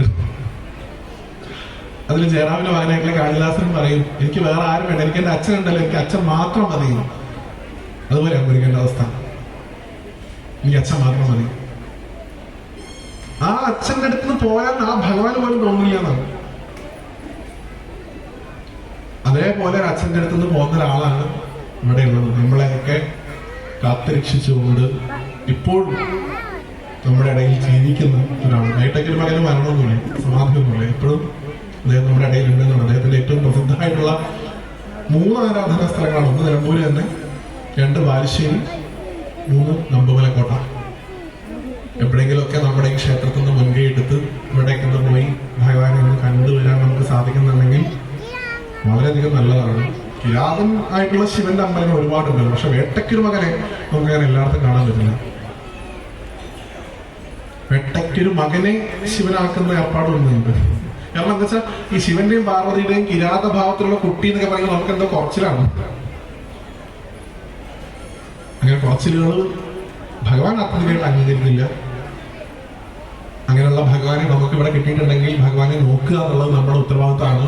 ഇപ്പൊ ഈ ക്ഷേത്രം ഇങ്ങനെയൊക്കെ ആയി, ഉത്സവം ഇങ്ങനെയൊക്കെ ആയി, ഇതിലും ഇനി അഭിവൃദ്ധിയിലേക്ക് വരാനുണ്ട്. തീർച്ചയായിട്ടും സാധിക്കും. അതിനുള്ള എല്ലാ തേജസ്സും ഈ ക്ഷേത്രത്തിലുണ്ട്. ഇനിയുള്ള ദിവസങ്ങളിൽ ഭഗവാനെ എന്നും വന്ന് കാണാനും ഭഗവാന്റെ അനുഗ്രഹം വാങ്ങാനും നിങ്ങൾക്ക് സാധിക്കട്ടെ. എനിക്ക് വലിയ സന്തോഷം തോന്നിയത്, ഇവിടെ ആ ഫാമിലി പോയെന്ന് എനിക്കറിയില്ല, ഒരു കുട്ടിക്ക് അവിടെ ചോറ് കൊടുക്കുന്നുണ്ട്. ഒരു പോയോ അവിടെ ഉണ്ടായിരുന്നു, കൈപ്പൊക്കും. അവർ പോയിട്ടില്ലെങ്കിൽ അവനവന്റെ നാട്ടിലെ അമ്പലത്തിലാണ് കേട്ടോ ഒരു കുട്ടിക്ക് ആദ്യം ചോറ് കൊടുക്കേണ്ടത്. അത് അവർ ചെയ്തതിന് ഞാൻ അവരെ നമസ്കരിക്കുന്നു. അങ്ങനെ ചെയ്ത ആ ഫാമിലി. നമ്മുടെ വിചാരം ഗുരുവായൂരും ചോറ്റാനിക്കരയും കൊണ്ടേ കൊടുത്താൽ മാത്രമേ ഇറങ്ങൂന്നാണ്. അവനവന്റെ നാട്ടിലെ ക്ഷേത്രത്തിൽ ഏത് ഭഗവതിയാണോ ഈശ്വരനാണോ ഉള്ളത്, അവിടെയാണ് ആ കുട്ടിക്ക് ആദ്യത്തെ അന്നപ്രാശം നൽകേണ്ടത്. കാരണം എന്താ, ഇവിടെ ഇരിക്കുന്ന ഭഗവതിക്ക് അല്ലെങ്കിൽ ഭഗവാന് അവരുടെ വീട്ടിലൊരു അംഗത്തിന്റെ സ്ഥാനമാണുള്ളത് ഈ ദേശത്തിന്റെ. ഇപ്പൊ ഇവിടെ ഇരിക്കുന്ന ഒരു പാവം ഭഗവതി എന്ന് വിചാരിക്കുക. നിങ്ങൾ ആ ഭഗവതിയെ കാണിക്കാണ്ട് പുതിയൊരു കുട്ടി ഉണ്ടായിട്ട് അതിന് ഗുരുവായൂർ കൊണ്ടേ ചോറ് കൊടുക്കുമ്പോ ഗുരുവായൂരപ്പൻ ചോദിക്കുക ആ ഭഗവതിയോട്, നിങ്ങളുടെ നാട്ടിൽ നിന്ന് 2 ആൾക്കാർ വന്നിരുന്നല്ലോ ചോറ് തരാൻ, പറഞ്ഞില്ലേന്ന് ചോദിക്കുമ്പോ ആ ഭഗവതിക്ക് തോന്നുന്ന ഒരു ഇമോഷൻ. സ്വന്തം അമ്മയോട് പറയേണ്ട നാട്ടിലോട്ട് പോയി പറയുമ്പോ ഉണ്ടാവുന്ന വിഷമം. സോ ആദ്യം ഇങ്ങോട്ട് വരിക. ഇതാണ് നിങ്ങളുടെ ഗുരുവായൂർ, ഇതാണ് നിങ്ങളുടെ പഴനി, ഇതാണ് നിങ്ങളുടെ ശബരിമല, ഒക്കെ ഇവിടെ ഉള്ളൂ. ഇത് കഴിഞ്ഞിട്ട് ബാക്കി എവിടേക്കാ ചെന്നോ, നോ പ്രോബ്ലം. അത്രയധികം നമുക്ക് വേണ്ടി ഒരു ജീവിതകാലം മുഴുവൻ ഒഴിഞ്ഞു വെച്ച ഒരാളാണ്. നമുക്ക് വേണ്ടിയിട്ട് ആ ഭഗവാൻ നമ്മുടെ ഇടയിൽ ജീവിക്കുന്നത്. ഞാൻ പറഞ്ഞല്ലോ, ഇദ്ദേഹം ആയുധം ഉപയോഗിക്കാണ്ട് ഒരു സ്ഥലത്ത് വെറുതെ പോയി ഇന്ന മതി എന്ന് പറയുന്നത്. ഒരു ശത്രു രാജ്യത്തിനെ അവിടെ ആക്രമിക്കാൻ തോന്നില്ല. അങ്ങനെയാണ് ഇദ്ദേഹത്തെ എല്ലാ രാജാക്കന്മാരും ഞങ്ങളുടെ അടുത്തേക്ക് വരൂ, ഞങ്ങളുടെ അടുത്തേക്ക് വരൂ എന്ന് പറയുന്നത്. വെറുതെ പോയിരുന്നാ മതി, യുദ്ധമൊന്നും ചെയ്യണ്ട. നമുക്കും ആത്മികമായിട്ട് പ്രാർത്ഥിക്കാനുള്ളത് നമ്മുടെയൊക്കെ വീട്ടിലും നാട്ടിലും അതിനൊക്കെ ഉപരിയായിട്ട് നമ്മുടെ മനസ്സിലും എപ്പോഴും ഭഗവാൻ ഉണ്ടാവട്ടെ. ഭഗവാന്റെ ധ്യാനത്തിൽ കൃത്യമായിട്ട് പറയുന്നുണ്ട്, ആരെയാണ് ഭഗവാൻ ഈ അമ്പും വില്ലൊക്കെ ഉപയോഗിച്ച് വേട്ടയാടുന്നത് നമ്മുടെ മനസ്സിലുള്ള കാമക്രോധ ലോഭ ചിന്തകളാകുന്ന വേട്ട മൃഗങ്ങളെയാണ് ഭഗവാൻ വേട്ടയാടുന്നത്. അല്ലാതെ അമ്പ് വിട്ട് കളിക്കുന്നത് എന്നൊക്കെ പറഞ്ഞാൽ കഥയിൽ അങ്ങനെയൊക്കെ പറയും. രസമാണ്. ആത്യന്തികമായിട്ട് സ്വാമി വേട്ടയാടുന്നത്, തമ്പുരാൻ വേട്ടയാടുന്നത് നമ്മുടെ മനസ്സിലുള്ള ദുർഗുണങ്ങളെയാണ്. ഗുരുവായൂരപ്പന്റെ പള്ളിവേട്ടയ്ക്കും ഗുരുവായൂരപ്പൻ പുറത്തിറങ്ങി വേട്ടയാടുന്നതും ഇത് തന്നെയാണ്. അയ്യപ്പ സ്വാമിയുടെ ഉത്സവത്തിന് മുമ്പായിട്ട് ഭഗവാൻ പോയി വേട്ടയാടുന്നതും ഇതന്നെയാണ്. ആത്യന്തികമായിട്ട് മനസ്സിലാക്കാൻ വിഗ്രഹം എടുത്ത് പുറത്തുകൂടെ കൊണ്ടുപോകുന്നത് മാത്രം. അതുകൊണ്ട് ഇതാ ഉച്ചപ്പാട്ട് കഴിഞ്ഞു. ഒരു വൈകുന്നേരം കളമ്പാട്ടുണ്ട്. ഭഗവാന്റെ മനോഹരമായിട്ടുള്ള കളമൊക്കെ വരയ്ക്കുന്ന സമയത്തെങ്കിൽ നിങ്ങൾ നോക്കുക, ചുരുകയിലേക്ക് നോക്കുക, കളഭത്തിലേക്ക് നോക്കുക, ഭഗവാന്റെ ആ നിറം, ആ ശ്യാമള വർണ്ണത്തിലേക്ക് നോക്കുക. ഇതൊക്കെ നോക്കി നോക്കി നോക്കി ആത്യന്തികമായിട്ട് ആ കളപ്പൊടി നമ്മുടെ വീട്ടിലേക്ക് തന്നയക്കുമ്പോൾ അതിൽ ആ ചുരുകയുണ്ട്, ഇതിൽ ആ കളഭമുണ്ട് എന്നൊക്കെയുള്ള ബോധ്യത്തോടു കൂടി ഭഗവാനെ സ്നേഹിച്ച് ആരാധിക്കാൻ നിങ്ങൾക്ക് ഓരോരുത്തർക്കും ഗുരുവായൂരപ്പൻ അനുഗ്രഹിക്കട്ടെ എന്ന് മാത്രം പ്രാർത്ഥിച്ചുകൊണ്ട്, വിശപ്പ് അധികമായിട്ടുണ്ടെങ്കിൽ ക്ഷമ ചോദിച്ചുകൊണ്ട് ഈ ഒരു എളിയ പ്രഭാഷണം വേട്ടക്കൽ മകന്റെയും വേട്ടക്കാരനായിട്ടുള്ള ശ്രീ മഹാദേവന്റെയും സാക്ഷാൽ ശ്രീ പൊന്നു ഗുരുവായൂരപ്പന്റെയും പ്രകാശം സമർപ്പിക്കുന്നു. എല്ലാവർക്കും എന്റെ ഹൃദയം നിറഞ്ഞ നന്ദി. താങ്ക് യു സോ മച്ച് ഇത്രയും നേരം ഇവിടെ ഇരുന്നതിന്.